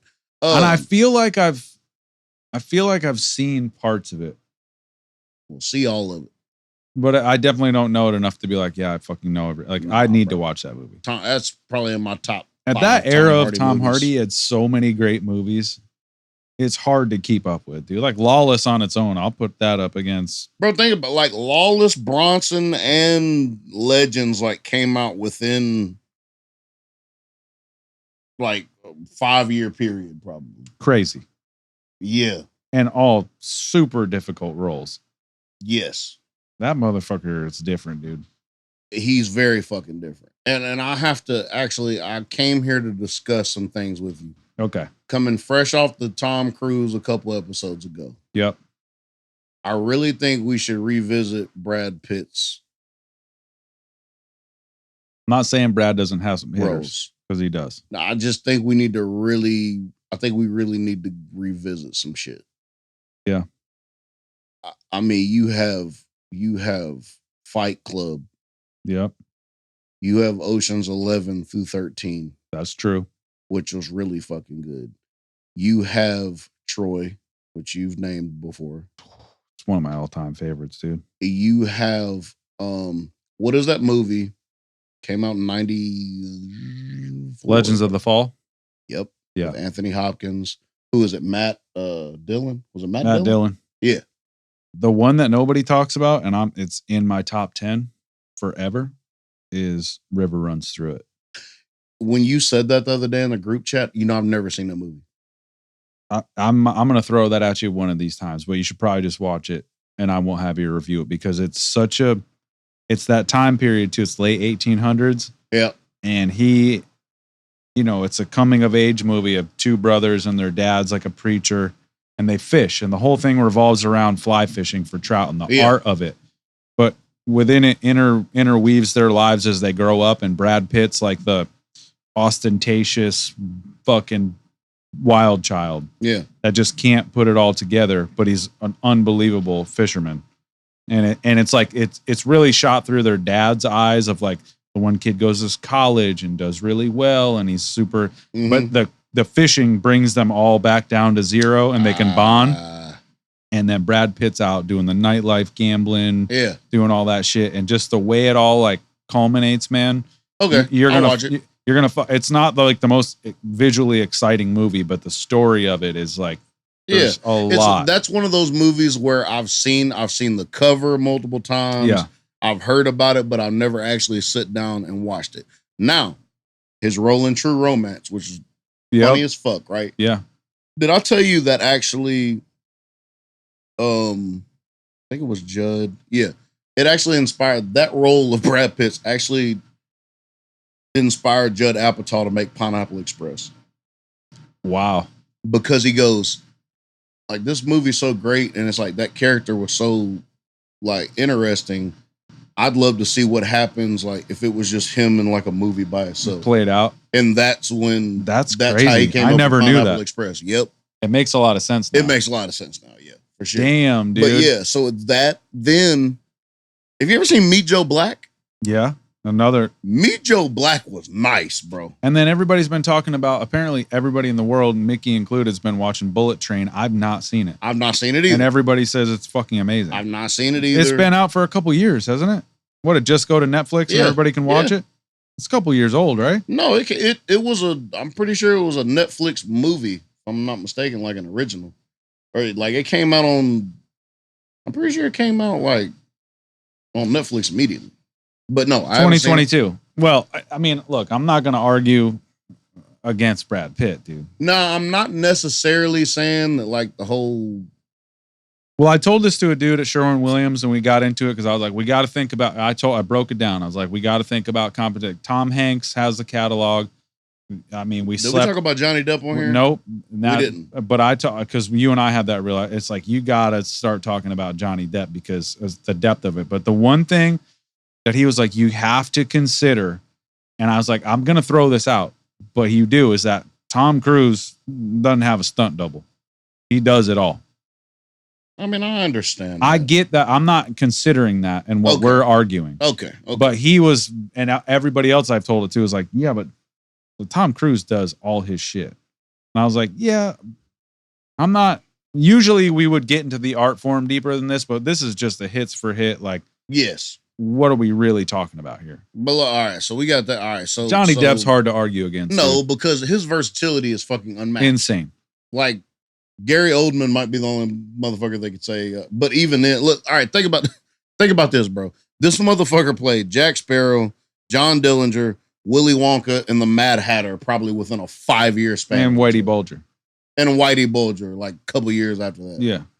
Bro, you got to think about that. Yeah. Coming off of all the Tim Burton movies. You got Blow. Classic. Bro. One of my favorite movies. Easily. You got Donnie Brasco. You have you ever seen it's called Benny and June? Yeah. The movie's insane. Yeah, bro. Like, great movie. It's What's Eating Gilbert great, and really Leo was the one that fucking shined in that. Yeah, but Johnny Depp is still unreal. Depp is fucking Depp, bro. Like, I mean, all the Tim Burton shit. I mean, I love Sleepy Hollow to this day. Obviously, Edward. You know, I've never seen a full Sleepy Hollow. It's so good, dude. Is it? Yeah, it's just the texture of it is so fucking awesome. Bro, Ninth Gate, Secret Window. Mm-hmm. From Hell, where he plays the opium-addicted detective trying to find Jack the Ripper. So fucking insane. That's another one I've only seen parts of. I think I own it. Do you? Yeah. I just remember seeing the Ninth Gate when I was little, and I was like, it's just fucking wild. And then I remember Secret Window. That was during the Redbox days. Yep. And that movie came out. I was like, okay, this is that was nice too. Was nice. Fucking John Turturro, underrated actor. Oh, of course, again. Dude. Real ones know Turturro is a fucking savage. Turturro is dude. What was that show where he was a lawyer that was like disheveled all the time and he'd show up with like no shoes on and shit? Did you ever see that? I don't think it lasted very long, but it was funny as fuck, dude. It was like peak Turturro. So good. Oh shit. He was like a public defender, just shit show, but like brilliant. You know what I mean? And everybody hated him. And then you'd get assigned him and people would be like, oh fuck. And he'd show up, stained suit, fucked up, dude. Like Better Call Saul does not even touch that show. You need to, okay, look, I'm gonna send you, a matter of fact, I already got it on my list. I need to let you watch Identity. Now, I'm gonna read a list of movies real quick, and you tell me if you've seen them. just because these are on your list for the next few weeks. You already planned out multiple weeks? Yes, bro. Bro, you know how I am, bro. Well, I'm not gonna lie, I did that with albums, so. Oh, there you go. Yeah. I'm actually like in flux of which one I'm gonna send you first, because it's gotta be. I already have mine. I'm not gonna send you anything insane off the rip. Either. Yeah, no. What I'm doing is I'm mixing up a lot of this shit that you may have never seen. Okay, so have you ever seen Low Down Dirty Shame? No. Keenan Ivory Wayne's in it. Nope. Beautiful. It's got Jada Pinkett, young Jada Pinkett in it. Okay. It's amazing. Have you ever seen Primal Fear with Richard Gere and Edward Norton? Yes. You have seen it? Yeah, but not in fucking 15 years. Fucking bitch. Yeah. But I mean, I could rewatch it. It's just not the same. If you've seen it already, it's just not. Do you remember what happens at the end? No. All right. Well, I'll watch it. All right, cool. Have you ever seen Cloud Atlas? Yes. Have we talked about Cloud Atlas? No, before? But that movie's fucking wild. Tom Hanks, Jude Law, fucking Anthony Hopkins in it too, isn't he? Is he? I thought maybe. Halle Berry. Maybe I'm thinking of a different one then. Yeah. Have you ever seen Bulletproof with Damon Wayans Yes. and Adam Sandler? Yes. That's my shit. Great movie. Now, these are movies that I need to watch, and I won't read that list because it's my own personal whatever that I need to watch. Certain shit that I seen on like some list or whatever. But anyway, yes, I need you to watch Identity. I'll go ahead and write that down now. Identity. Oh, actually, I'm thinking of a different movie than Cloud Atlas. I need to watch that too. Oh, shit. Damn, dude. Fucking Hugh Grant's in it? Bro, it's a fucking who's who of actors. And you want to talk about some layered shit, bro? Yeah. Imagine Jacob's Ladder, except, I mean... No, I'll watch it. Just put it on the menu. It's on the menu already. You present... Oh, Susan Sarandon's in it? It probably hits. There you go. You damn right it fucking She doesn't hits. do anything dumb. No, exactly. You know damn well it hits. All right. Do you have some on your list real quick that you'd like to discuss with me? No, let it roll, dude. All right, bro, listen. We're about to get into baseball just real quick. Okay. Just real quick. All right. All right, and this is almost a Lil Wayne in the Super Bowl situation. I'll go ahead and tell you what I said about that when it happened. Okay, so people were upset about Wayne not getting the Super Bowl in New Orleans, right? I made a statement. I said, to me, and maybe to a lot of people, Wayne doesn't need the Super Bowl because Wayne is bigger than the Super Bowl. Okay. Okay. Whether you agree or disagree. I mean, I understand the... Okay. Yeah. Now I'm segueing. Is Barry Bonds bigger than the Baseball Hall of Fame? No. Like... So does it really matter if he ever gets in or not? Well, if... Okay, let me back. I ain't saying everybody. People want him in. But is it a thing where it's like he's still going to be Barry Bonds whether he ever gets in or not? It's kind of like a fucking OJ situation, dude, where it's like everybody knows he did it, and a little bit of the reverse, because it's like, does anybody really care? You know what I mean? Like the whole steroids thing. Murder and steroids a bit different. I'm just saying, like, everybody's like, put an asterisk next to his name and let him have his fucking, but everybody knows he took steroids. But here's the deal. Everybody else was fucking doing it too. That's what I'm saying. But it's because it's baseball that it's a fucking huge deal, because you're dealing with numbers and stats, bro. I seen some, and you can't like ever the Pantheon and Babe Ruth and Gehrig and DiMaggio and Ted Williams and what they did when they didn't, those things weren't available. Yeah. So it's like it's an unfair fight when you're dealing with history and like you got to hit this many home runs and the fact that Babe Ruth did that shit at that time. But also the way I'm looking at it is like, dude, pitching was not as fucking insane.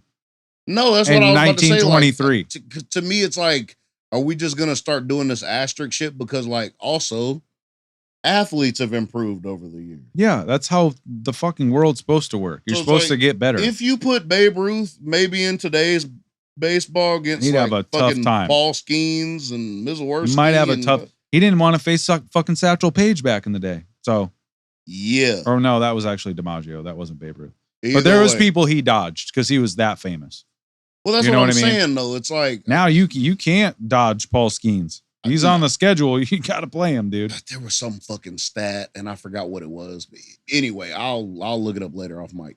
But I'm just sitting there thinking. I read a comment, and it was like, motherfuckers knew what time it was when Barry Bonds was on the Pirates. So if you'd have just kept Pirates Barry Bonds, Yeah, and not had Giants Barry Bonds, he probably still would have been still Hall of in the Famer. talking for Hall of Famer. Yeah, I think it was just like he was never a power hitter. And then to get stronger then obviously break the home run record by a fucking shitload. Later in your career, it was like, but my argument for Bonds has always been like, bro, you still got to hit the fucking ball.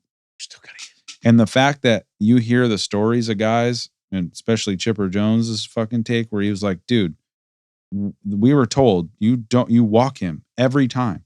And the fact that you made a mistake by pitching to him and he hit a fucking home run on his 2 at-bats he got in a series is insane, dude.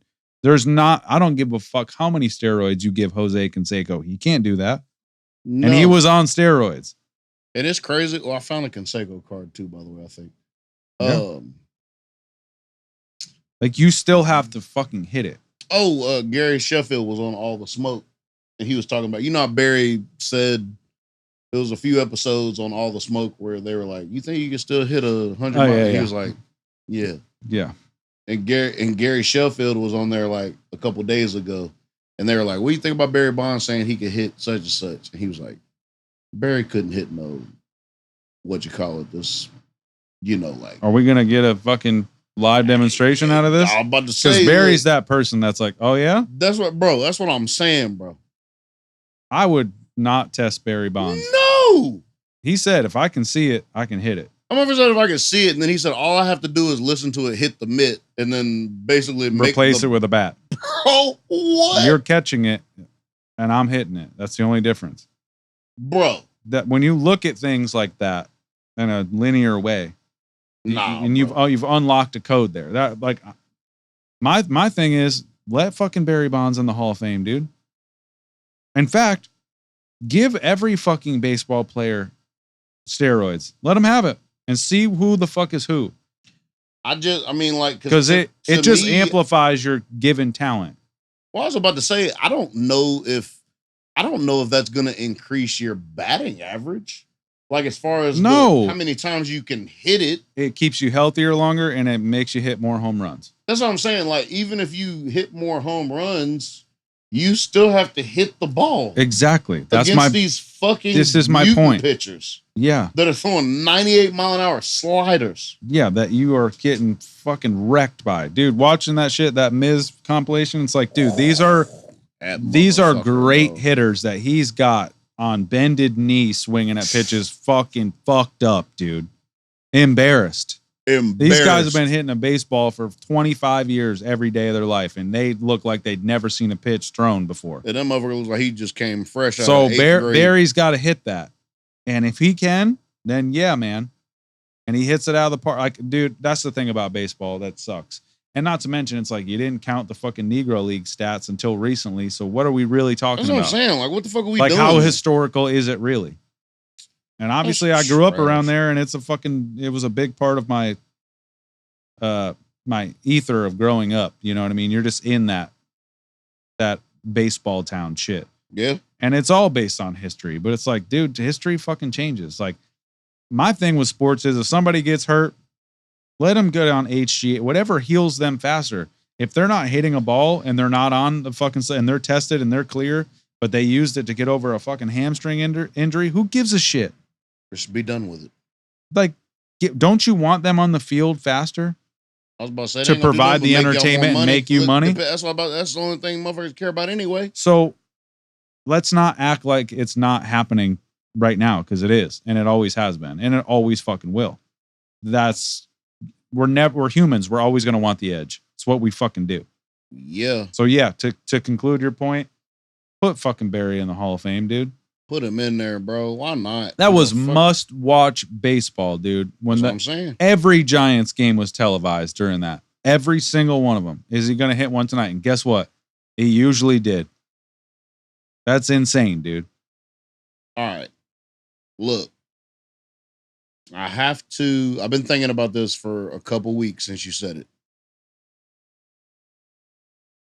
The baseball is a smart man sport, which I agree.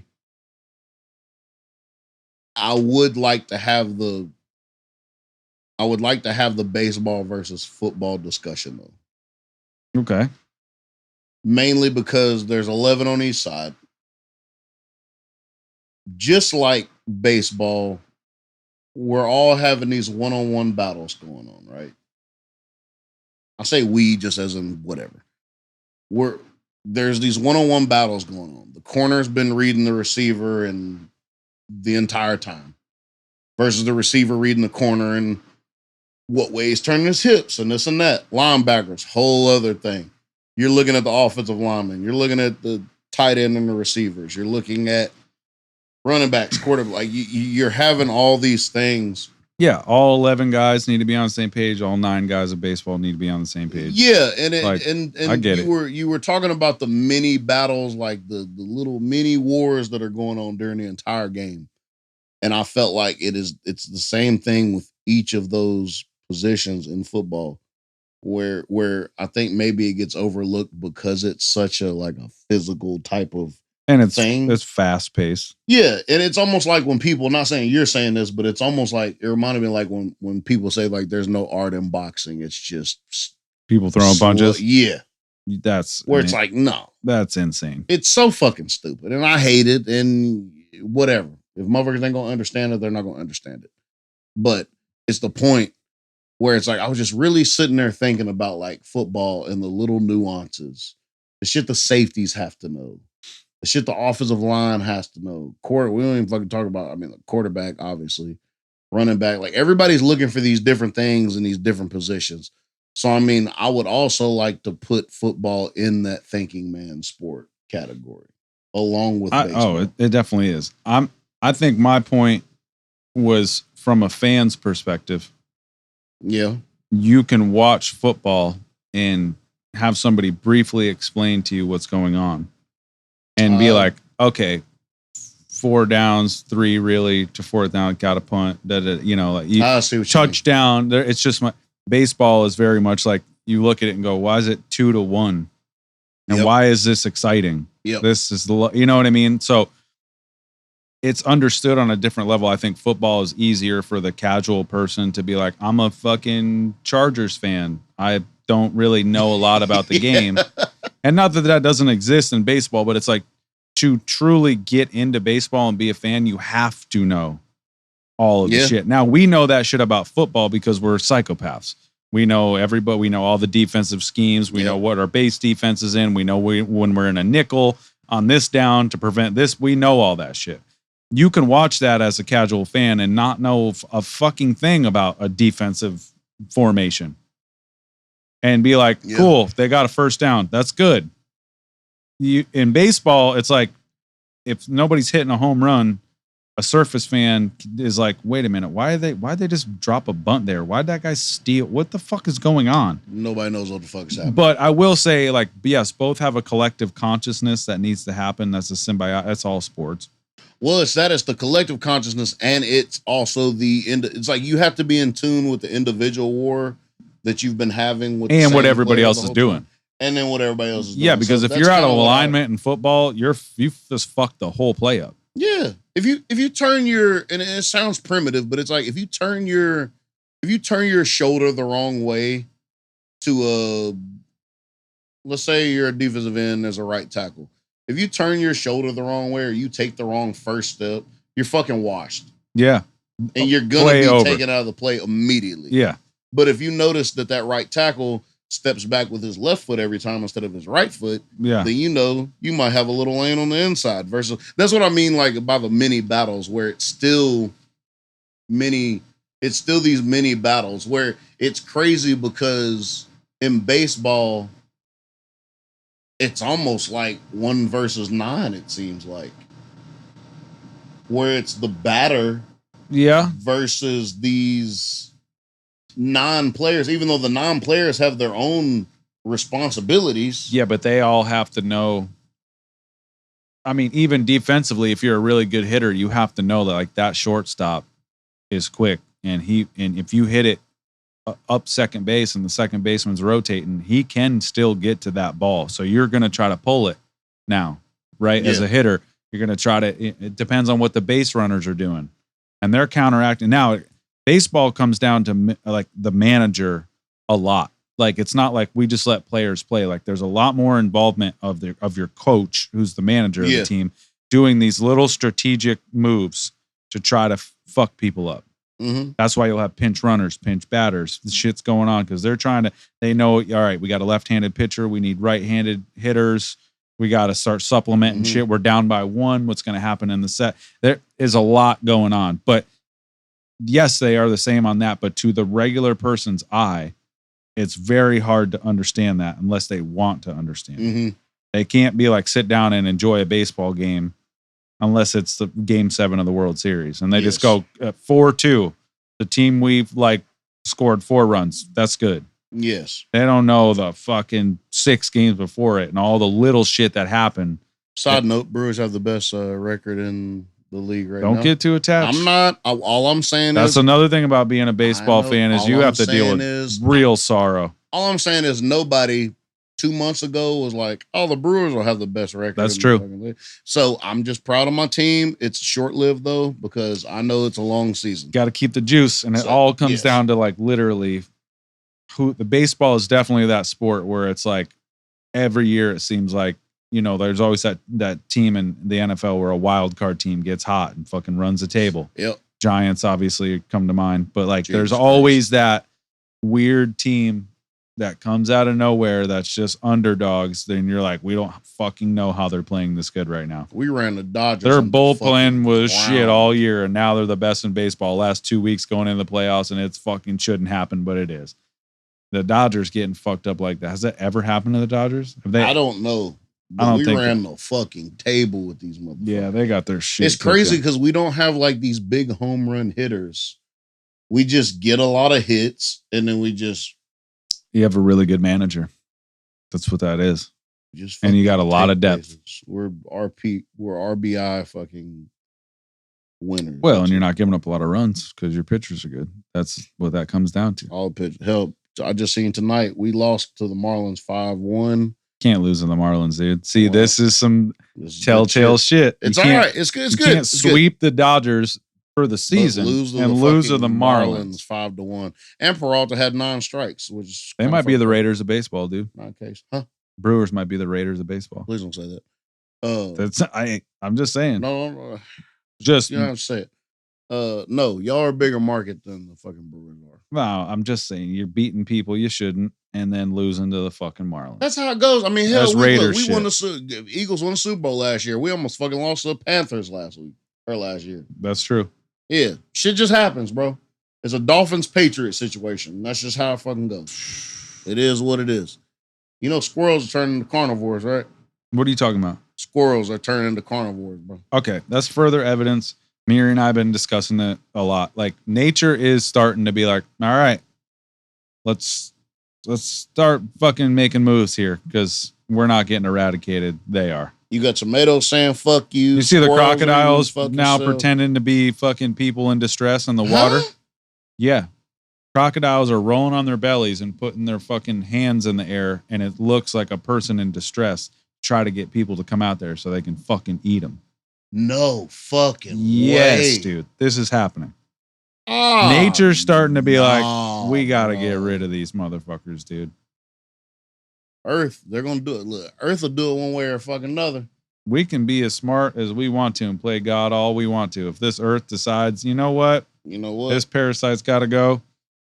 There's nothing we can fucking do about it. Nothing. But. Hey, I believe the Earth looks at you like a parasite and gives you these diseases just to bear its plight. Well, like you said, though, we're lucky to be here. It's a miracle. So why are we acting like we fucking invented the Earth? Yeah, because no, we're lucky to be here. Why. Show up and just be happy to be there. Stop fucking around. You're not going into people's houses turning tables over. First 5 fucking minutes you're there. You got to go. That's what we do these. That's what we've been doing. So we do these animals, bro. Well, what do you think? I don't know, man. You got anything else? I don't know what the fuck's about to happen. I got plenty else. I got plenty. Oh, okay. One more thing. First of all, squirrels is, squirrels. What are they doing though? They're fucking hunting other squirrels. Oh, well, that like red squirrels are the real assholes of the squirrel world. Are they? Yeah, and they're so territorial that if other like gray squirrels and shit come into their territory, they'll fucking chew their nuts off so they can't reproduce. Oh, that's a Pyru squirrel right there. They will attack a gray squirrel, chew its nuts off, and be like, "There you go, bud. Jesus, get the fuck out of here, bro." They do that shit. They're nasty, all right, bro. So that I don't know if that's new because squirrels are fucked up, bro. All right. Well, speaking of nature, you know how the like what are they? They put mosquitoes at the top of deaths all the time, right? Like around the top of death. Yep. You know what I was thinking about? I was like, mosquitoes are really disgusting. I was like, honestly, mosquitoes are like dirty needles flying around. Yeah, they're flying hypodermic needles that go into everybody. Bro. Yeah. Like, I wonder if that's why that motherfuckers just like die from shit. Yeah, that's exactly why. They transport more fucking diseases than we could ever imagine, dude. There's new shit coming out all the time that mosquitoes are carrying this, and this is what they got this year. Like, we're so used to living around them, we're rolling the dice every fucking time we get bit, dude. Bro. Remember West Nile? Yeah. I read fucking next door that 2 people in Madison had West Nile a couple weeks ago. Oh, no, I'm like, that's in my neighborhood. No, bro, come on to Murfreesboro, bro. We ain't got time. No, you got West Nile out there for sure. Nah, bro, no West Nile, bro. You just get in my house, we'll be all right. Nah, they're there. They'll find just you. Chill, bro. We'll go through baseball cards. We'll have a good time. Get ate up out there. You and Mary and Maya, bro. And then Maya will keep my damn dogs in check, and I ain't got to worry about it. We can let Maya roam free and keep my other dogs. That's not going to be good for anybody involved, dude. Nah, it'd be all right. She's got zero chill. Good. Wear her out, dude. She'd probably die of a fucking cardiac arrest just trying to keep everybody herded. Jesus Christ. It's only so much she can handle. One more scientific fun fact. Okay. Japanese scientists have figured out a way to isolate I don't know if it's like to isolate the gene or whatever, to remove Down syndrome. This is new?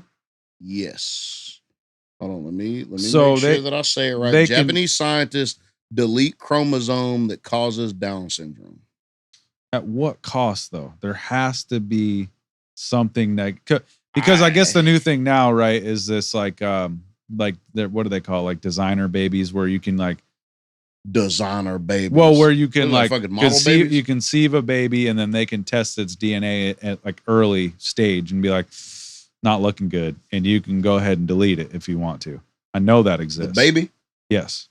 You can be like, this kid's gonna have severe, birth defects. Let's go ahead and I know that's a thing. Oh, I see what you mean. But what they're talking about is the next step.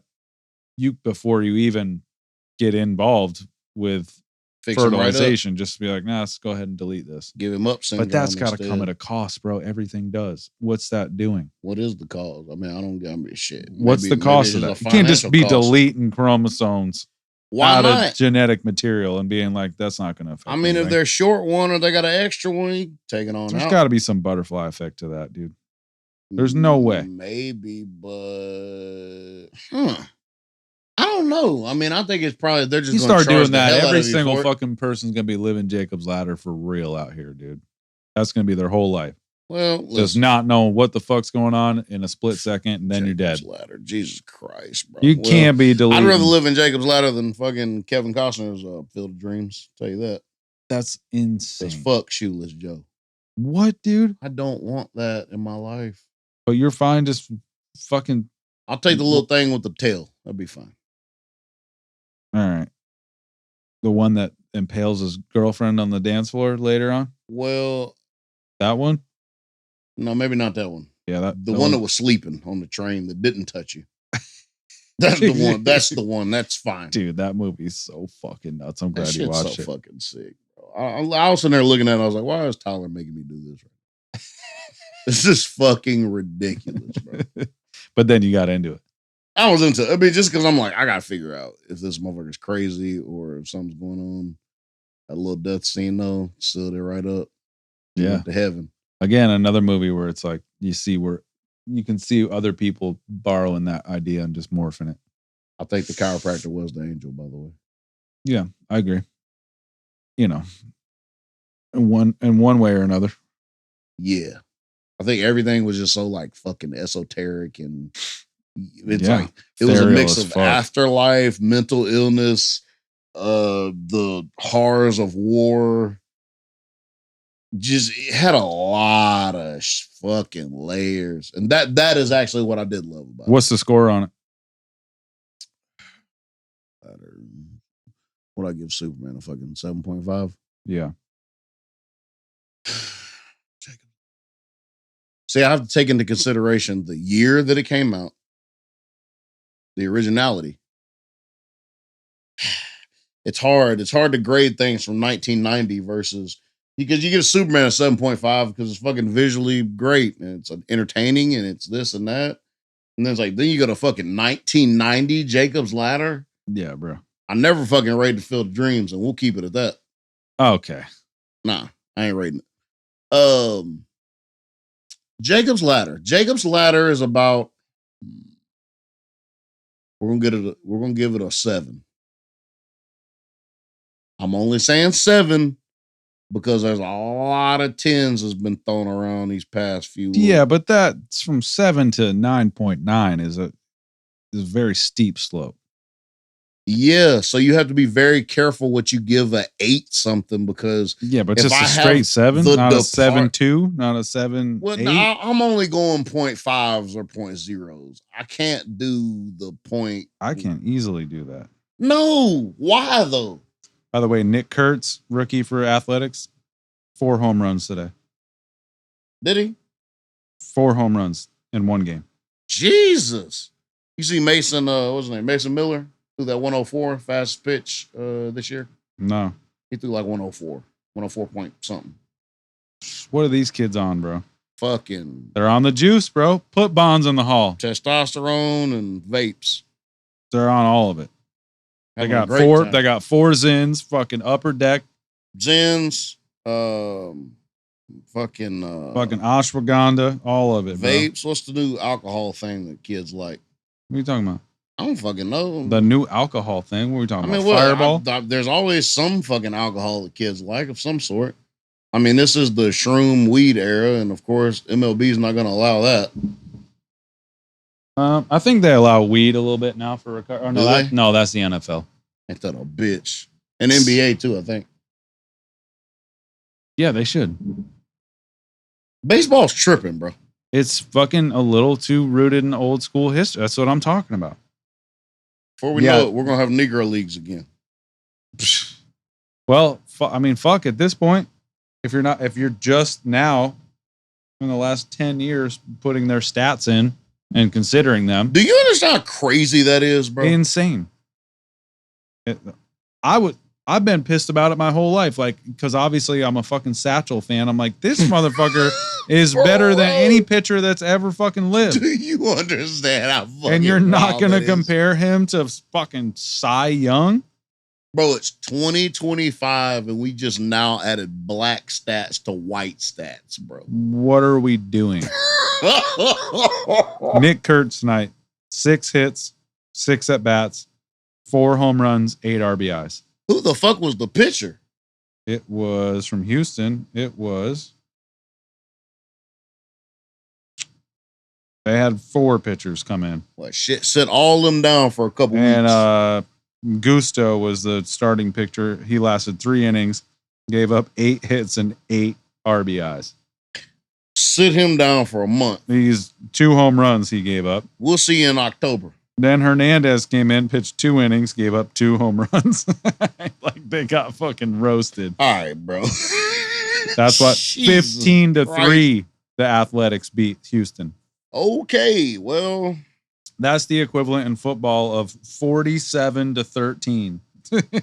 That's what, bro. You know what I mean? Like that's a fucking bloodbath. Nah. By the 4th inning, all the dudes in the infield are like, "Get me the fuck out of here."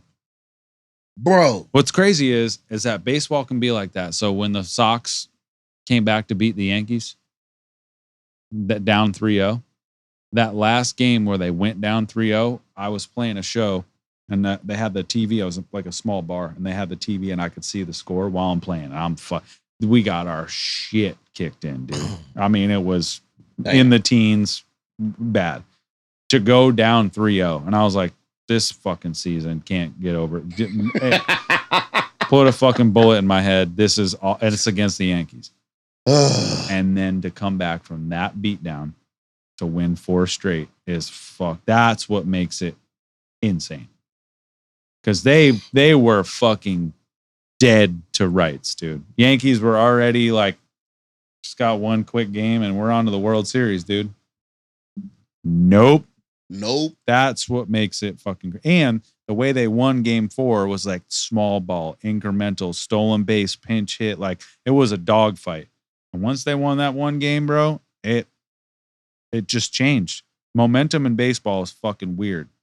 Because it's like baseball's fucking weird. That's why 7-game series, like that's why obviously football can't be played like that. Everybody be fucking dead. No, everybody be fucking. But like when you have sports and basketball where those teams start to learn, game 5, everybody knows everything. Now it's just pure wit and fucking determination. Everybody knows the scouting report. You know where not to pitch. This is going to be the first playoff series that I actually watch. You're going to be in knots, bro. You're going to be, because what's going to happen is same shit that you're going to go down 2-0 and think it's over. And you're going to be in your shit. Or you're going to go up 2-0 and be like, fucking, we have arrived. And then the one game comes that changes it all, good or bad.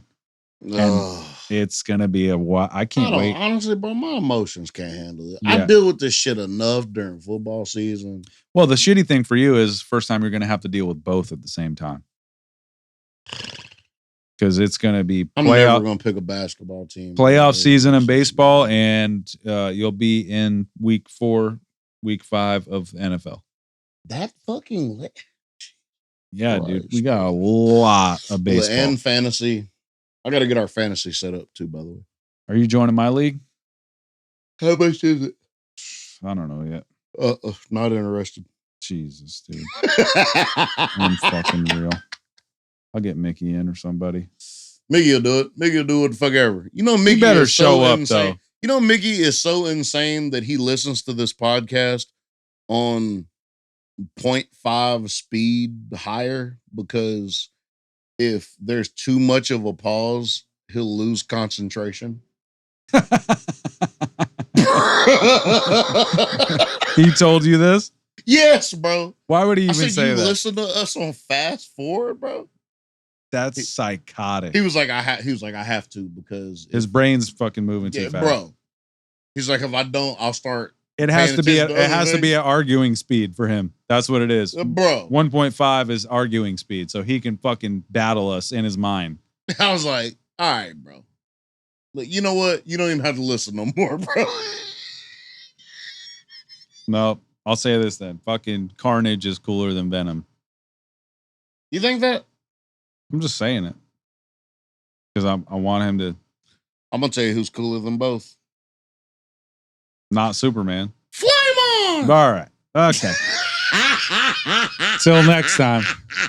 Moon Wolvie. Oh!